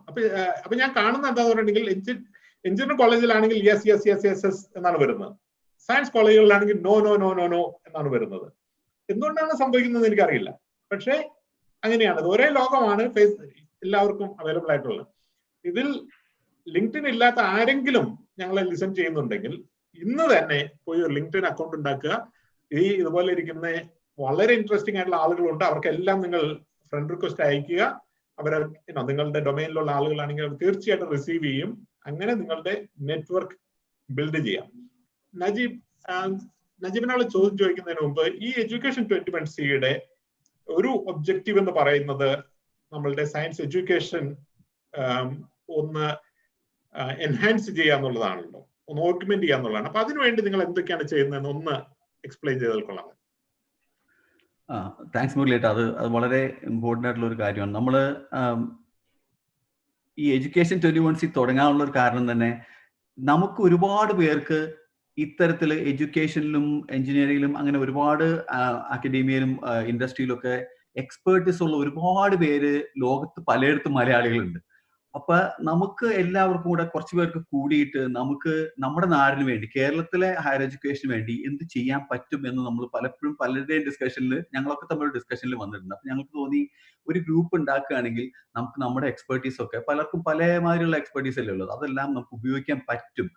ഇപ്പൊ തന്നെ ഒരു NEP പുതിയ വിദ്യാഭ്യാസ നയമൊക്കെ വന്നിട്ടുണ്ട്. പക്ഷെ കേരളം പോലൊരു സംസ്ഥാനത്തിന്റെ വലിയൊരു ചാലഞ്ചായിട്ട് എനിക്ക് എപ്പോഴും തോന്നിയിട്ടുള്ളത് നമ്മുടെ റിസോഴ്സസ് വളരെ ലിമിറ്റഡ് ആണ്. അതാരെയും കുറ്റമല്ല, അപ്പൊ നമുക്ക് അത്രയല്ലോ, നമ്മൾ ഒരുപാട് ഡെവലപ്ഡ് ആയിട്ടുള്ള ഒരു രാജ്യമല്ല. അപ്പൊ നമ്മുടെ കയ്യിലുള്ള റിസോഴ്സസ് വളരെ കുറച്ചുള്ളപ്പോ അത് വളരെ നന്നായിട്ട് ഉപയോഗിക്കാൻ നമുക്ക് പറ്റണം. അപ്പൊ അതുകൊണ്ട് നമ്മുടെ പുറത്തുള്ള ആളുകൾ, കേരളത്തിൽ തന്നെയുള്ളവരും കേരളത്തിന് പുറത്ത് ഇന്ത്യയിലുള്ളവരും ഇന്ത്യക്ക് പുറത്തുള്ളവരും എല്ലാവരും കൂടെ നമ്മുടെയൊക്കെ എക്സ്പെർട്ടീസ് കുറച്ച് കൂടിയാൽ, കുറച്ച് സമയം നമുക്ക് നമ്മുടെ നാടിന്റെ എഡ്യൂക്കേഷന് വേണ്ടി സ്പെൻഡ് ചെയ്യാൻ പറ്റുകയാണെങ്കിൽ കേരളത്തിന് അസാധ്യ പൊട്ടൻഷ്യലാണുള്ളത്. അതാണ് നമ്മൾ അങ്ങനത്തെ ആ ഒരു പൊട്ടൻഷ്യൽ ടാപ്പ് ചെയ്യുക എന്നുള്ളതാണ് നമ്മുടെ ഒരു ബേസിക് കോൺസെപ്റ്റ് ഈ ഗ്രൂപ്പ് നമ്മൾ ഉണ്ടാക്കിയപ്പോൾ. അതിനകത്ത് ഇപ്പൊ നമ്മൾ ഒരു തുടക്കം എന്ന നിലയിൽ നമ്മളിപ്പോ ചെയ്യുന്നത്, ഈ കോവിഡ് സമയത്ത് എഡ്യൂക്കേഷൻ ഓൺലൈനായി. അപ്പൊ നമുക്ക് കുറച്ച് റിസോഴ്സസ്, പഠിപ്പിക്കുന്നവർക്ക് ഭയങ്കര ചാലഞ്ചാണിത് ഈ ഓൺലൈൻ പഠിപ്പിക്കുന്നത്. അപ്പോൾ പഠിപ്പിക്കുന്നവർക്കും പഠിക്കുന്നവർക്കും കുറച്ച് ക്യൂറേറ്റഡ് കണ്ടന്റ് ഉണ്ടാക്കാൻ നമ്മളെ കൊണ്ട് പറ്റുമോ എന്നുള്ളതാണ് ഫസ്റ്റ്. അപ്പൊ നമ്മൾ തുടങ്ങിയിട്ടുണ്ട്, നമ്മൾ ഫിസിക്സിലാണ് തുടങ്ങിയിരിക്കുന്നത്. Dileep Mampally has done a great job. അപ്പൊ നമ്മുടെ വെബ്സൈറ്റിൽ പോയാൽ നിങ്ങൾക്ക് കാണാം, ഫിസിക്സിലുള്ള കോണ്ടന്റ് ഞങ്ങൾ ഒരുപാട് ഉണ്ടാക്കിയിട്ടുണ്ട്. ഞങ്ങൾ കെമിസ്ട്രിയും മാത്തും ബയോളജി അങ്ങനെ എല്ലാം ഉണ്ടാക്കണമെന്നാണ് നമ്മൾ വിചാരിക്കുന്നത്. And we welcome all of you. എല്ലാവരെയും ഞങ്ങൾ വെൽക്കം ചെയ്ത് ഇങ്ങോട്ട് ഞങ്ങളുടെ ഗ്രൂപ്പിലേക്ക് വരികയും നിങ്ങളുടെ എക്സ്പെർട്ടീസ് നമ്മുടെ നാടിന് വേണ്ടി ഉപയോഗിക്കണം എന്നാണ് ഞങ്ങളുടെ വിനീതമായ ഒരു അഭ്യർത്ഥന ഇതിനകത്തുള്ളത്. ഓവർ.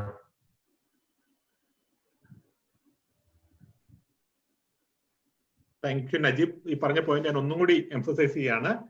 ഈ എഡ്യൂക്കേഷൻ 21C എന്ന് പറയുന്നത് ഒരു എക്സ്ക്ലൂസീവ് ഗ്രൂപ്പ് അല്ല. നിങ്ങളിൽ ഈ ഒബ്ജക്റ്റീവുമായിട്ട് ചേർന്ന് നിൽക്കാൻ താല്പര്യമുള്ള ആളുകൾ, അധ്യാപകരാണെങ്കിലും റിസർച്ചേഴ്സ് ആണെങ്കിലും തീർച്ചയായിട്ടും ഇതിൽ ജോയിൻ ചെയ്യണം. നമുക്ക് together we have to build a world where there is lot more interest in science. നജീബിനെ ഞാൻ ആദ്യമായിട്ട് കാണുന്ന ദിവസം, I think you spoke to me, I don't know how many hours, about multidisciplinary university. അപ്പൊ കേരളത്തിലെ Cochin university ഒരു multi university ആക്കി എങ്ങനെ കൺവേർട്ട് ചെയ്യാം എന്നുള്ളതിനെ പറ്റി I think you have done A research on it, you have done A project proposal.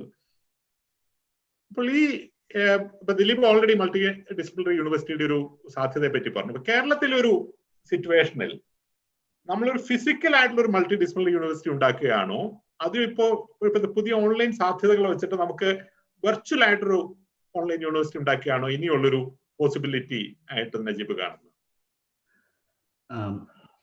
മുരളിയേട്ടാ, അത് എനിക്ക് തോന്നുന്നത് ഒരു രണ്ടും വേണ്ടി വരുമെന്നാണ് എനിക്ക് തോന്നുന്നത്. അതിനു മുമ്പ് ഈ റിസർച്ച് യൂണിവേഴ്സിറ്റി എന്താണെന്ന് ഒന്ന് രണ്ട് കാര്യം നമ്മൾ പറയേണ്ടി വരും.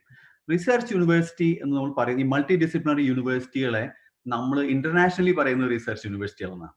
അപ്പോൾ റിസർച്ച് യൂണിവേഴ്സിറ്റികൾക്ക് പ്രധാനമായിട്ട് ഞാൻ കാണുന്നത് 3 ക്വാളിറ്റിയാണ്. ഒന്ന്, ഫണ്ടമെന്റൽ. ഒരു റിസർച്ച് യൂണിവേഴ്സിറ്റിയിൽ ഒരു കഴിവുള്ള ഒരാൾക്ക് ഈ ലോകത്ത് one of the best in the world ആവാനുള്ള എല്ലാ ഓപ്പർച്യൂണിറ്റീസും ഉള്ള ഒരു സ്ഥലമാണ് ഒരു പ്രോപ്പർ റിസർച്ച് യൂണിവേഴ്സിറ്റി. അത് ഏത് ഫീൽഡ് ആയിക്കോട്ടെ, നിങ്ങൾ അതിനെ എഞ്ചിനീയറിംഗ് എന്നോ അതിനെ കെമിസ്ട്രിന്നോ ഫിസിക്സോ ഒന്നും വിളിക്കണ്ട. ടാലന്റ് ഉള്ള, ഹാർഡ് വർക്ക് ചെയ്യാൻ തയ്യാറുള്ള ഏതൊരാൾക്കും ആളുടെ കഴിവിന്റെ മാക്സിമത്തിൽ എത്താൻ കഴിയുന്ന എല്ലാ വിധത്തിലുള്ള സയന്റിഫിക്, ടെക്നോളജിക്കൽ, അങ്ങനെ എന്ത് സാധനം എടുത്താലും ഉള്ള ഒരു സപ്പോർട്ടുള്ള ഒരു സ്ഥലമാണ്, ഒരു സെന്റർ ഓഫ് എക്സലൻസ് ആണ് റിസർച്ച് യൂണിവേഴ്സിറ്റി. അതാണ് ഒന്നാമത്തെ ഒരു കാര്യം. രണ്ടാമത്തെ ഒരു കാര്യം, റിസർച്ച് യൂണിവേഴ്സിറ്റികൾ കോൺസെൻട്രേറ്റ് ചെയ്യുന്ന ഏറ്റവും കൂടുതൽ ക്രിയേഷൻ ഓഫ് നോളജിലാണ്. മിക്കവാറും നമ്മൾ കോൺസെൻട്രേറ്റ് ചെയ്യുന്നത് ഡിസെമിനേഷൻ ഓഫ് നോളജ്. അത് ഞാൻ കുറ്റമായിട്ട് പറയില്ല, നമുക്ക് ഒരുപാട് കോളേജുകളുള്ളത് നമ്മുടെ ആദ്യ സ്റ്റെപ്പ് എന്ന നിലയിൽ അതാണ് ഇപ്പൊ നമ്മൾ ചെയ്തുകൊണ്ടിരിക്കുന്നത്. കൂടുതൽ ഡിസെമിനേഷൻ ഓഫ് നോളജ്, നമ്മൾ കുട്ടികൾക്ക് പഠിപ്പിക്കുക എന്നുള്ളതാണ് നമ്മളിപ്പോൾ ചെയ്യുന്നത്. പക്ഷെ ഹയർ എഡ്യൂക്കേഷൻ വേൾഡിൽ എവിടെ എടുത്താലും, ഇപ്പൊ ഡെവലപ്പ് വേൾഡിലോ അല്ലെങ്കിൽ എവിടെ എടുത്താലും, ഇപ്പൊ അത് US ആയാലും യൂറോപ്പ് ആയാലും ജപ്പാൻ ആയാലും ചൈന ആയാലും കൊറിയ ആയാലും, ഇവിടെയൊക്കെ നമുക്കറിയാം റിസർച്ച്, ക്രിയേഷൻ ഓഫ് നോളജിനാണ് അവർ കൂടുതൽ ഇമ്പോർട്ടൻസ് കൊടുക്കുന്നത് റിസർച്ച് യൂണിവേഴ്സിറ്റികൾ. അതാണ് സെക്കൻഡ് പോയിന്റ്. തേർഡ് പോയിന്റ് ഇപ്പൊ ദിലീപ് പറഞ്ഞ പോലെ ഏറ്റവും ഇമ്പോർട്ടൻ്റ് ആയിട്ടുള്ള കാര്യമാണ് ഈ മൾട്ടി ഡിസിപ്ലിനറി ആയിരിക്കുക എന്നുള്ളത്. എല്ലാം അവിടെ ഉണ്ടാവുക എന്നുള്ളത് വളരെ പ്രധാനപ്പെട്ട ഒരു കാര്യമാണ്. അതിന് ഞാനൊരു ക്ലാസിക് എക്സാമ്പിൾ പറയുകയാണെങ്കിൽ, ഞാൻ PhD ചെയ്യുമ്പോൾ ഞാൻ ബയോഫ്യൂൽസിലെ PhD ചെയ്തത്. അപ്പൊ ഞങ്ങൾ ചെയ്യുന്നത് ഈ സ്വിച്ച് ഗ്രാസുകൾ, പലമാതിരിയുള്ള പുല്ലുകളും പലമാതിരിയുള്ള വുഡ്, മരങ്ങളുടെ ഒക്കെ ഇതൊക്കെ എടുത്തിട്ട് അതിനെ നമ്മൾ തെർമോകെമിക്കൽ കൺവേർഷൻ ഉപയോഗിച്ച്, കെമിക്കൽ എഞ്ചിനീയറിംഗ് ഉപയോഗിച്ചിട്ട് നമ്മൾ അതിനെ ലിക്വിഡ് ഫ്യൂൾസ് ആക്കി മാറ്റുകയാണ് ചെയ്യുന്നത്. അപ്പോൾ കെമിക്കൽ എഞ്ചിനീയറിംഗ് ആണ് ഞാൻ ചെയ്യുന്നത്. പക്ഷേ ഈ ബയോമാസിലെ അനാലിസിസിനുള്ള എക്സ്പെർട്ടീസ് ഞങ്ങളുടെ ഗ്രൂപ്പിലില്ല. അപ്പൊ എനിക്ക് ഈ ബയോമാസിന്റെ ഫൈൻ ഡീറ്റെയിൽഡ് ആയിട്ടുള്ള അനാലിസിസ് ഒക്കെ പക്കേത് ചെയ്തു തരാൻ ഇഷ്ടംപോലെ ആളുകൾ ഞങ്ങളുടെ agronomy department, one of the best agronomy department ഞങ്ങൾക്കുണ്ട്. അപ്പൊ അഗ്രോണമി ഡിപ്പാർട്ട്മെന്റ് അത് വളരെ നിസ്സാരമായിട്ട് എനിക്ക് അതെല്ലാം ചെയ്തു തന്നു. എന്റെ PhD വളരെ ഇമ്പോർട്ടൻ്റ് ആയിട്ടുള്ള ഒരു കാര്യമാണത്. അതുപോലെ പല reaction mechanism, I am not a chemist, I am chemical engineer, പല റിയാക്ഷൻ മെക്കാനിസം എനിക്ക് പലപ്പോഴും മനസ്സിലാവില്ല. കോർഡിനേഷൻ കെമിസ്ട്രി, അങ്ങനെയൊക്കെ ഒരുപാട് സാധനങ്ങളുണ്ടല്ലോ. ഇതൊക്കെ ഞങ്ങളുടെ ഉക്രൈൻ ഒരു കെമിസ്ട്രി ഡിപ്പാർട്ട്മെന്റ് ആയിരുന്നു. ഒരു പ്രൊഫസറും ഒരു പോസ്റ്റ് ഡോക്കും എന്നെ ഒരുപാട് ഹെൽപ്പ് ചെയ്തു ആ കെമിസ്ട്രി, ആ റിയാക്ഷൻ മെക്കാനിസം ഐഡന്റിഫൈ ചെയ്യാനും അങ്ങനത്തെ കാര്യങ്ങൾക്കൊക്കെ. പിന്നെ സത്യം പറയാം, ഇതിന്റെ ഈ ടെക്നോ എക്കണോമിക്സ് എന്ന സാധനമുള്ളൂ. ഒരു പ്രോജക്റ്റ് ചെയ്യുമ്പോൾ അത് വയബിൾ ആണോ അല്ലേന്നും കൂടി നമ്മൾ നമ്മുടെ സ്പോൺസേഴ്സിന് കാണിച്ചു കൊടുക്കണമല്ലോ. നമുക്കിവിടെ എക്കണോമിക്സ് അറിയാം. ഞാൻ എക്കണോമിക്സ് ഡിപ്പാർട്ട്മെന്റിലെ ഡോക്ടർ മിറനോസ്കി എന്ന് പറഞ്ഞ മൂപ്പരാണ് എന്റെ ആ ടെക്നോ എക്കണോമിക്സ് ഉക്രൈനായിട്ട് വർക്ക്ഔട്ട് ചെയ്ത് കാണിക്കാൻ എന്നെ സഹായിച്ചത് അദ്ദേഹമാണ്. അപ്പൊ എക്കണോമിക്സ് ഡിപ്പാർട്ട്മെന്റ് അവിടെ ഉണ്ട്, വൺ ഓഫ് ദി ബെസ്റ്റ്. എന്നിട്ട് ഇതൊക്കെ കഴിഞ്ഞ പേപ്പർ എഴുതി തുടങ്ങിയപ്പോൾ എന്റെ പ്രൊഫസർ ഡോക്ടർ ബ്രൗൺ പറഞ്ഞു, നജീബ് എഴുത്ത് പോലെ എങ്ങനെയൊന്നും ഇല്ല ഇംഗ്ലീഷ് എഴുതേണ്ടത്, you have to be much better. എന്റെ ഇംഗ്ലീഷ് അന്നൊക്കെ പൊട്ടയായിരുന്നു, നമ്മൾ മലയാളം മീഡിയത്തിലൊക്കെ പഠിച്ചു വന്നതല്ല, അത്ര എളുപ്പമല്ല. ഞാൻ നേരെ ഇംഗ്ലീഷ് ഡിപ്പാർട്ട്മെന്റിൽ പോയി ടെക്നിക്കൽ റൈറ്റിംഗിൽ കോഴ്സ് എടുത്തു. ഞാൻ എന്റെ കാര്യമാണ് പറയുന്നത്. അപ്പൊ എനിക്ക് കിട്ടിയേക്കുന്ന ഹെൽപ്പ് മറ്റു ഡിപ്പാർട്ട്മെന്റിൽ കിട്ടിയേക്കുന്ന ഹെൽപ്പ് അസാധ്യമാണെന്നുള്ളതാണ്. ഓഫ് കോഴ്സ് നമ്മുടെ ഡിപ്പാർട്ട്മെന്റിൽ നമുക്ക് ഹെൽപ്പ് ഉണ്ട് ഇഷ്ടം പോലെ. പക്ഷെ മറ്റ് ഡിപ്പാർട്ട്മെന്റുകളിൽ നിന്നുള്ള, അതുകൊണ്ടാണ് ഞാൻ എന്റെ PhD വളരെ 4 കൊല്ലോട് തീർത്തു. അത് എന്റെ കഴിവിനേക്കാൾ കൂടുതൽ മറ്റുള്ളവർ തന്ന ഹെൽപ്പാണെന്നാണ് എനിക്ക് തോന്നിയിട്ടുള്ളത്. അപ്പൊ ഈ ഒരു റിയൽ വേൾഡ് പ്രോബ്ലം എപ്പോഴും ഇന്റർ ഡിസിപ്ലിനറി ആണ്. അപ്പോ ഇത് എനിക്കെപ്പോഴും തോന്നിയിട്ടുള്ളത് ആ റിസർച്ച് യൂണിവേഴ്സിറ്റി വേണം. ഇനി മുരളി ചോദിച്ച പോലെ അത് പോസിബിൾ ആണോ? എനിക്ക് തോന്നുന്നു ബെഞ്ച് മാർക്ക് ചെയ്യാനായിട്ട് 1 or 2 റിസർച്ച് യൂണിവേഴ്സിറ്റി കേരളത്തിൽ വേണം എന്ന് തന്നെയാണ് എനിക്ക് തോന്നുന്നത്. അത് ബ്രിക്ക് ആൻഡ് മോർട്ടറിൽ ശരിക്കുള്ള റിസർച്ച് യൂണിവേഴ്സിറ്റി 1 or 2 വേണം. കാരണം that is our benchmark. ഇപ്പോൾ കാലിഫോർണിയ മാസ്റ്റർ പ്ലാൻ ചെയ്തപ്പോൾ കാലിഫോർണിയ എപ്പോഴും ചെയ്യുന്നത് ബെർക്ക്ലി ആണ് അവിടെ ഫ്ലാഗ്ഷിപ്പ് എന്ന് അവർ പറയും, ഫ്ലാഗ്ഷിപ്പ് ക്യാമ്പസ്. അപ്പൊ ബെർക്ക്ലിയെ വെച്ചിട്ടാണ് CSD അല്ലെങ്കിൽ UC ഇർവൈൻ, UC ഡേവിസ് ഒക്കെ ഉണ്ടാക്കിയിരിക്കുന്നത്. അവർ ബെർക്ക്ലി ഒരു മോഡലായിട്ട്, ഒരു പ്രോട്ടോടൈപ്പ് ആയിട്ട് ഉപയോഗിച്ചിട്ടാണ് അവർ ബാക്കി ക്യാമ്പസുകൾ ഉണ്ടാക്കിയിരിക്കുന്നത്. അപ്പൊ അവർക്ക് they look forward to flagship campus എന്നുള്ളൊരു കോൺസെപ്റ്റ് ഉണ്ട്. അപ്പൊ അത് പറഞ്ഞ 1 or 2 വേണം എന്നാണ് എനിക്ക് തോന്നുന്നത്. ബാക്കിയുള്ളത് ക്ലസ്റ്ററുകളാക്കിയിട്ട്, ഇപ്പൊ നമുക്ക് എല്ലാ കോളേജുകളെയും യൂണിവേഴ്സിറ്റി ആക്കാൻ പറ്റില്ല, ക്ലസ്റ്ററുകളാക്കിയിട്ട് ഞാൻ നേരത്തെ പറഞ്ഞ ആ ഒരു സയന്റിഫിക് ഈക്കോസിസ്റ്റം ഡെവലപ്പ് ചെയ്യാൻ നോക്കുക. അവിടെ ഓൺലൈനും അങ്ങനത്തെ എല്ലാവരും തമ്മിലുള്ള ഇന്ററാക്ഷൻ, അങ്ങനത്തെ ഒരു ക്ലസ്റ്ററിങ്, അങ്ങനത്തെ ഒരു എന്ത് വേണം. അപ്പൊ രണ്ടും വേണം എന്നാണ് എന്റെ ഒരു അഭിപ്രായം. To Najib, I have a guest back room here, Father Prashant Palakapalli, who is the principal of the Thevarak College, who kindly agreed to host this event. Prashant, welcome to the team. I want to ask Prashant, over the last 10 years, if you see, initially there was a massive shift from, in colleges towards engineering colleges. But I actually see that people, engineering has lost its sheen, so to say. There are too many engineers and too many engineering colleges. I want to ask you, are you seeing more interest among students to come back to science? Are good students with higher marks coming to science? ഇത് ഈ trend എങ്ങനെ ഉണ്ടോ എന്നൊന്ന് അറിയാനായിരുന്നു. Prashant. Thank you, Murali, for that question. Yes, the last 10 years I had been in this college. And when I came to college and when I sat with the admissions, I found that to my surprise, there was great interest being shown in both science stream as well as in humanities. That was a real surprise to me. And that is still sustaining. And especially in chemistry, in mathematics, in physics. As life sciences, it is less, but I'm not telling it is not there, it is still there. I'll just add one more thing for your information, since I was following this discussion. What I found is that the students are not being helped to find real interest in pursuing science after that. Maybe they come with great enthusiasm, and when I ask them, most of them say, I want to become a faculty, I want to become a teacher, I want to do research. But then usually they end up doing a research for a PhD and end up there. So beyond that, to pursue science is not to be found very much in our circle. Maybe our systems do not promote that much. So my question, I was asking Asa a question privately. What can we do to generate interest in pursuing science? That's a very tough task. Now, fundamentals are required, but then applying science to life, application, skill in doing things with science, other than mugging up things and doing the lab work and getting scores.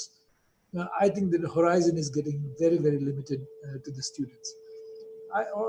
There is some hope that after degrees, a few students seem to be aspiring to do research elsewhere, but they are very, very few in number. And this is to be generated. So that is a clue we should get from such discussions. Thank you, Father, for your insight. And also this interesting question as to, of the people, as I mentioned, 250 arts and science colleges in Kerala, large number of people graduating in science, but majority of them not pursuing science. So this is something which we are trying to change collectively, and the effort which we are making is a humble beginning. But in addition to this webinar, of course, we'll have more webinars. We are creating curated content, and that also will continue, but that's really not our final objective. Our final goal is to embed in our science education more opportunities, more continuity, more passion. And to do that, you need to first of all inspire the teachers, but also you have to create opportunities for the students who are graduating, because if you graduate, if you teach very well, ignite their passion, and then you leave them hanging, that's not good. Well, my view is that this post-COVID world, the situation could actually improve, because you now will be able to connect to the world without leaving, our place in Kerala. So a lot of research could also be outsourced in a way that we can do a lot more research sitting here, because the unit cost of doing research is much less. Of course, you need a critical mass, etc. So this is a cost which I am actually, this is a point which I'm coming to Anjana. We are having this online education revolution sweeping the world. I was reading a UNESCO study. 1.7 billion students, their education were impacted between March and April. And in every country, be it in Africa, Asia, US, wherever, they have to resort to some sort of an online thing. Some places exclusively online, some places hybrid. What is your take? Will this online revolution help science or hinder science? Online revolution, science education നേരത്തെ നമ്മുടെ സ്റ്റുഡൻസിനൊന്നും ഇത്രയും online courses available ആണ് എന്നുള്ളൊരു അവർക്ക് അതിനെക്കുറിച്ച് അറിയില്ലായിരുന്നു. അപ്പോൾ ഇപ്പോൾ ധാരാളം ആൾക്കാർക്ക് അതിനെക്കുറിച്ചൊരു ആക്സസ് കിട്ടുന്നുണ്ട്, കൂടുതൽ സ്റ്റുഡൻസ് അത് പഠിക്കുന്നുണ്ട്, അവർക്ക് കൂടുതൽ എന്താ പറയുക ഒരു ഹയർ എഡ്യൂക്കേഷൻ, ഇപ്പോൾ MIT കോഴ്സസ് ഓഫർ ചെയ്യുന്നുണ്ട്, നമ്മുടെ സ്റ്റുഡൻസ് അത് പഠിക്കുന്നുണ്ട്. ഇപ്പോൾ NPTEL കോഴ്സസ് ഉണ്ട്. അപ്പോൾ ധാരാളം സ്റ്റുഡൻസ് അതിന് വേണ്ടിയിട്ട് ഓപ്റ്റ് ചെയ്യുന്നുണ്ട്. So in a way that is really good. Our students are getting more opportunities and they are getting more idea about online courses. That is good in one way. And when it comes to research, already നമ്മുടെ chemistry റിസർച്ചിലായാലും ഒരു 10 വർഷം മുമ്പേ ആണെങ്കിൽ അല്ലെങ്കിൽ ഒരു 2000 അല്ലെങ്കിൽ ആ ടൈമിലൊക്കെ ആകുമ്പോൾ നമുക്ക് ഒരു 50 കോമ്പിനേഷൻ ഉണ്ടെങ്കിൽ നമുക്ക് വേറെ ഓപ്ഷൻ ഒന്നും ഇല്ല. ഈ 50 കോമ്പിനേഷൻ നമ്മൾ എന്താ പറയുക മാനുവലി ലാബിൽ ചെയ്യുക, എന്നിട്ട് ഏതാണ് വർക്ക് ചെയ്യുന്നത് നമ്മൾ കണ്ടുപിടിക്കാം. നമുക്ക് വേറെ ഓപ്ഷൻ ഇല്ലായിരുന്നു.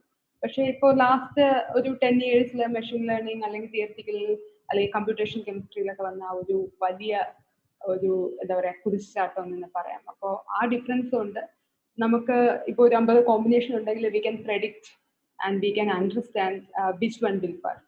സോ ഒരു സയൻസ് റിസർച്ച് നോക്കിക്കഴിഞ്ഞാൽ ലാബ് വർക്കൊക്കെ നമുക്കൊരു കുറയ്ക്കാൻ കഴിഞ്ഞിട്ടുണ്ട് ബിക്കോസ് ഓഫ് ദിസ് എന്താ പറയുക with the help of computers and with the help of online system.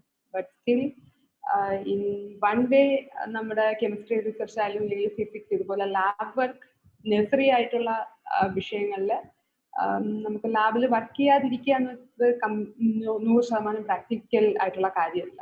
നമ്മൾ എപ്പോഴായാലും ലാബിൽ വർക്ക് ചെയ്യണം. ഇപ്പോൾ ഞങ്ങളെയൊക്കെ സംബന്ധിച്ചിടത്തോളം 6 മാസത്തോളം വർക്ക് മുടങ്ങിപ്പോയി എന്ന് തന്നെ പറയാം. അപ്പോൾ അതിനുശേഷം ഞങ്ങൾ വന്ന് തന്നെ ചെയ്യേണ്ടി വന്നു. സോ ഓൺലൈൻ എഡ്യൂക്കേഷൻ ഹെൽപ്പ് ചെയ്യുന്നുണ്ട് ഒരു പരിധി വരെ, ബട്ട് സ്റ്റിൽ ഓഫ്ലൈൻ ആയിട്ടുള്ള ആക്സസിബിലിറ്റി വളരെ ഇമ്പോർട്ടൻ്റ് ആണ്. Thank you, Anjana. My feeling, and if we have time, Najib and Suresh probably will, or maybe Asha could probably comment on it. Is that a lot of things will now get into simulation. Even scientific experiments will get into simulation. So instead of actually doing things in the ground, in the lab with hand, you may be able to do it. And if you are actually able to create such super labs where experiment can be done by simulation, then it can be done from anywhere. So then the comparative advantage of being in Geneva, in CERN, to do research will go, and that may actually help. But I want to ask Dilip a question which is very close to your heart and my heart and all of our heart. Is about science and scientific temper. So, we have a lot of people doing science, but somehow proportionately the scientific temper seems to be not growing. And every day, you have a fake science message coming around. And yesterday there was a message from somebody that if you have a glucose thing up your nose, corona will go. And my very educated friends actually forwarded to me. And then they said, this was shared by 1 million people. I said, that's the first indication that's fake. Because a very genuine scientific article will never get that type of thing. If something genuine had come, it would have gone to 1,000 people. So Dilip, my question is, how can we increase scientific temper among the society, but in particular, at least among the science students? Yeah, this is a very valid question. We have to actually start building up scientific temper from our classroom itself. For example, it should be part of our curriculum. For example, when we discuss scientific concepts in the class, the teacher should also discuss about not only the concept, but also the misconceptions and relate pseudoscience to the classroom content. And it will be very interesting for the class itself and make the class dynamic, and the student starts to, even shy students starts to interact. Now, for example, when we discuss Avogadro number, there is a very famous pseudoscience like homeopathy is very connected to that. Or when we discuss electromagnetic waves, the teacher should discuss about whether mobile phone radiation is a danger or microwave offense. And so it can, in a chemistry class, just this example about glucose drop and coronavirus. I mean, if you train the students to think logically with their scientific knowledge, then they immediately doubt such WhatsApp messages and so on. So we should start from the classroom, and in the campus there should be seminars and programs, and students should discuss science outside their curriculum, and then the problem is solved. And scientific temper means you create value for life, women's rights, social rights, everything from the scientific number and the open thinking. So yeah. Thank you, Dilip. Indeed, I think is something which we all agree that we should all aspire to have a little bit more scientific temper in ourselves, but also in the society. I want to remind those who are watching that you must complete the feedback form, and then you will all receive your certificates from Tavera College. So please complete the feedback form, which has been mailed to you. I have now good news and bad news for the panel. The good news is that 90% of those people who started with us are still watching the program, which is exceptional. Now I do webinars all the time, and if you get 60% retention, that's considered very good. Now I'm looking at my Facebook, and I'm still seeing 170, 180 people watching live on Facebook, and then on YouTube to other platforms. So that's exceptionally good news, which means that the clientele is there. It's really for us to deliver. The passion is there. So that's the good news. The bad news is that we are running out of time. We have 4 minutes in our scheduled time. Probably will extend a little bit so that all of you get enough time. So I want to ask you a question now. I will ask you to conclude and say, what would you like to do in terms of promoting science in Kerala? Would you like to do more webinars? Would you like to connect to more colleges or to more faculty? And what would you like the people who are listening to this do with reference to connecting with you or your topic? So I'll probably start with Suresh as usual. Suresh.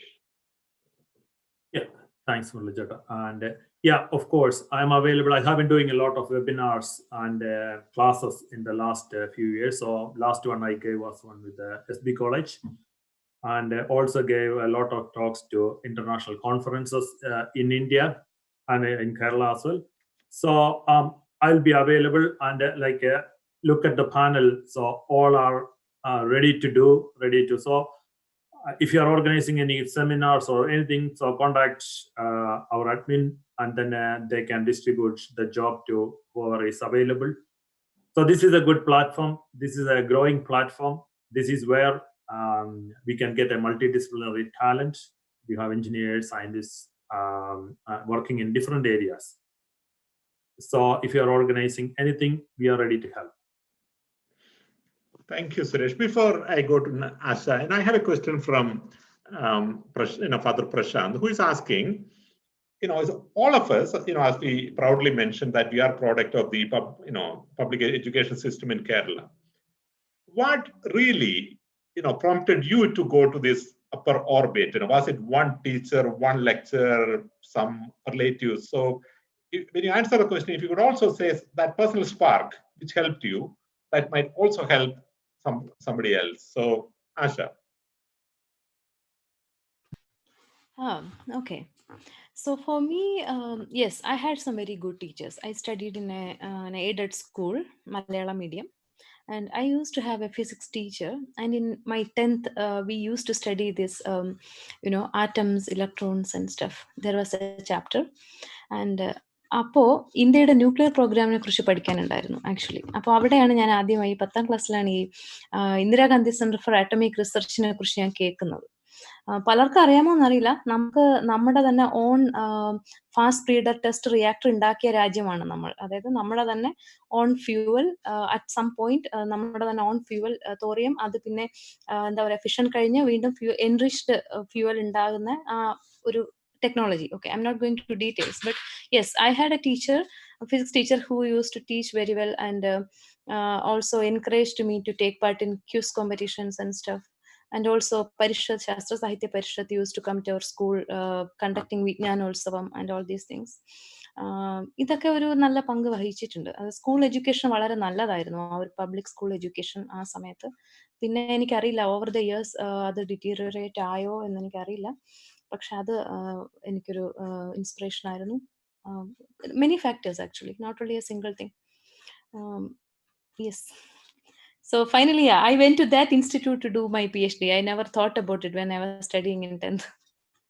Yeah, thank Thank you. Maybe I'll now go, change the sequence and ask Dilip to give any personal reflection, but also what you would like to offer to those who are watching. Yeah, I would like to contribute. Like promoting scientific temper first of all, and also for this venture, giving curated contents and other aspects through webinars or through direct contact and so on. So yeah, I'll be able to contribute whatever I can. So I'm available through this Education21C. So yeah, that's what I can offer. Yeah. Thank you, Dilip. Anjana, any last words on your reflection or your offer?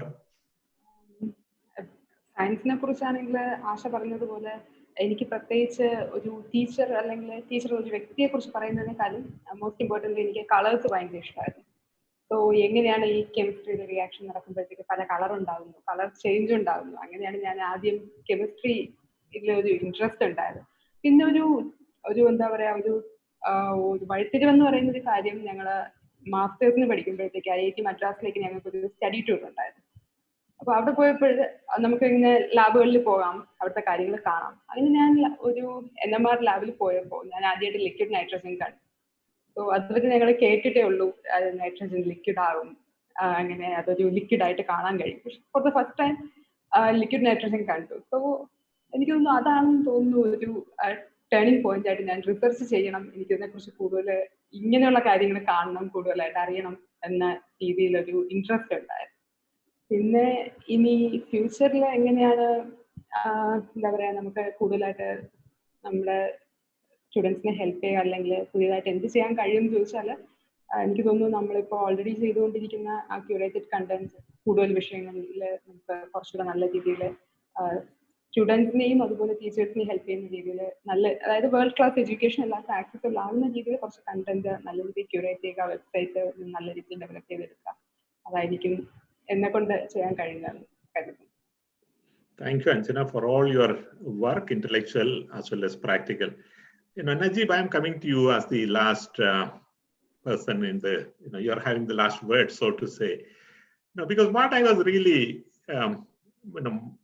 motivated in your case was that you were, working in a fairly senior level in an Indian refinery. Indian refinery jobs are supposed to be the best, like the canteens there are the finest. You have, it was one, I once went to an Indian Oil Corporation canteen, and then I said, this is where I want to work, So what really then prompted you to quit that job, which I think everyone would have told you you're stupid, and then study, continue higher study in science, which is not that lucrative, compared to continuing in an Indian refinery? Yeah, that's a real great question. Actually, I was working at Indian Oil Corporation, having a great job. Was in technical services, doing mostly engineering related stuff. But I was always interested in research, and push the boundary of like a little bit of pushing the boundary or pushing outside of your comfort zone. I always wanted to do that. Even today I do that. So Indian Oil job wasn't giving me that kind of a satisfaction. When I asked who I am I that kind of a person, like doing just technical services and helping people? It's not a bad job, but then I wanted to do more research. I was always fascinated by science. That's the thing. Like of course, I'm a passionate engineer, but at the same time, I was always passionate about science too. So I wanted to pursue science. And then the turning point was I got a scholarship to go to England. I didn't have to spend $1 or a pound to study in England. And then, I did my master's, and then as Asha said, full scholarship for PhD. So I didn't have to spend $1 on my higher education. But then to leave that job and taking that step, as Muralidharan said, was a big deal for me. I had to really push hard and convince a lot of people. People told me that, how are you going to manage? So it was really, a kind of a quantum jump, no pun intended. So to conclude, I have a couple things to request actually. Here our idea here is to form to build a scientific ecosystem in Kerala, where we can actually contribute to the higher education system. At the same time, so all of you, I encourage and I request you to be part of these kind of ecosystem and have that kind of interaction among ourselves. So that's an important thing. And I would request the Department of Higher Education and the government of Kerala also, as I said, we don't have immense resources to do all this. Our resources are very, very limited. That's a fact, right? So to have a strategy session, and what is a strategy actually? When you can do 100 things, obviously we cannot do it. So forming a strategy to develop, what are the 5 things we can do really well. That's forming a strategy. So form a strategy and understand where we have the best bang for the buck, right? So if you're spending some money, where do we spend it? If you're using some people, where do we use it? So that come up with that kind of a strategy. That's an extremely important point for the government, because we don't have immense resources. So that's my request to the government and the department. Come up with an excellent strategy, and we can all help with that strategy work, because in industry I have done a lot of strategy work, those kind of things, and many of us. So that's my request. With that request, I conclude my remarks. Thank you, Najib. Once again, very inspiring case, and I encourage some of you who are really passionate about science to leave the comfort zone where you are in. Be it in government job, be it in Indian Oil Corporation, and jump. There is some pleasure in jumping to the uncertain. I had promised that not only the session will start on time, but we'll also conclude in time. But we are 7 minutes behind. But as I said, we have 90% retention at this point of time, which I'm extremely delighted, and that's primarily showing the interest of the people, but also the what the panel is right now contributing. So I want to thank all those who have stayed behind and all those who joined for the session. All those who registered in advance would get a feedback form by email. The feedback form is also pinned to the YouTube, etc. So please fill the form so that you can receive the certificate. And as I said, please feel free to connect to any one of us. Now, I'm expecting like 100 LinkedIn requests the next 24 hours and more. I'm just saying 100 as a bottom level, because clearly you need to connect with other people. The future is about connecting. I want to thank those who are not visible to you, such as Dr. Jijo, who has been the most instrumental in keeping all the backend, Sunish of Edumitra, Rajiv, who is staying with us, and we will continue to have more such sessions, and all those people whom you are not seeing will be visible in next and subsequent sessions. And with those words, I thank all the participants, all the speakers, and all those who work behind, and Prashant and the Tevra College, Dean Jinu, and as always, there will be someone whom I did not mention. So all those whom I did not mention, I can only say I'm very thankful. We are running 9 minutes behind the schedule, but I think it was worth to all of you. Thank you very much indeed. Bye-bye. Thank you so much.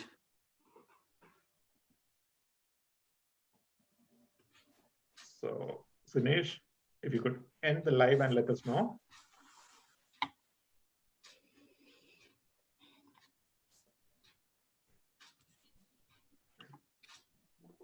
Okay, let me check on my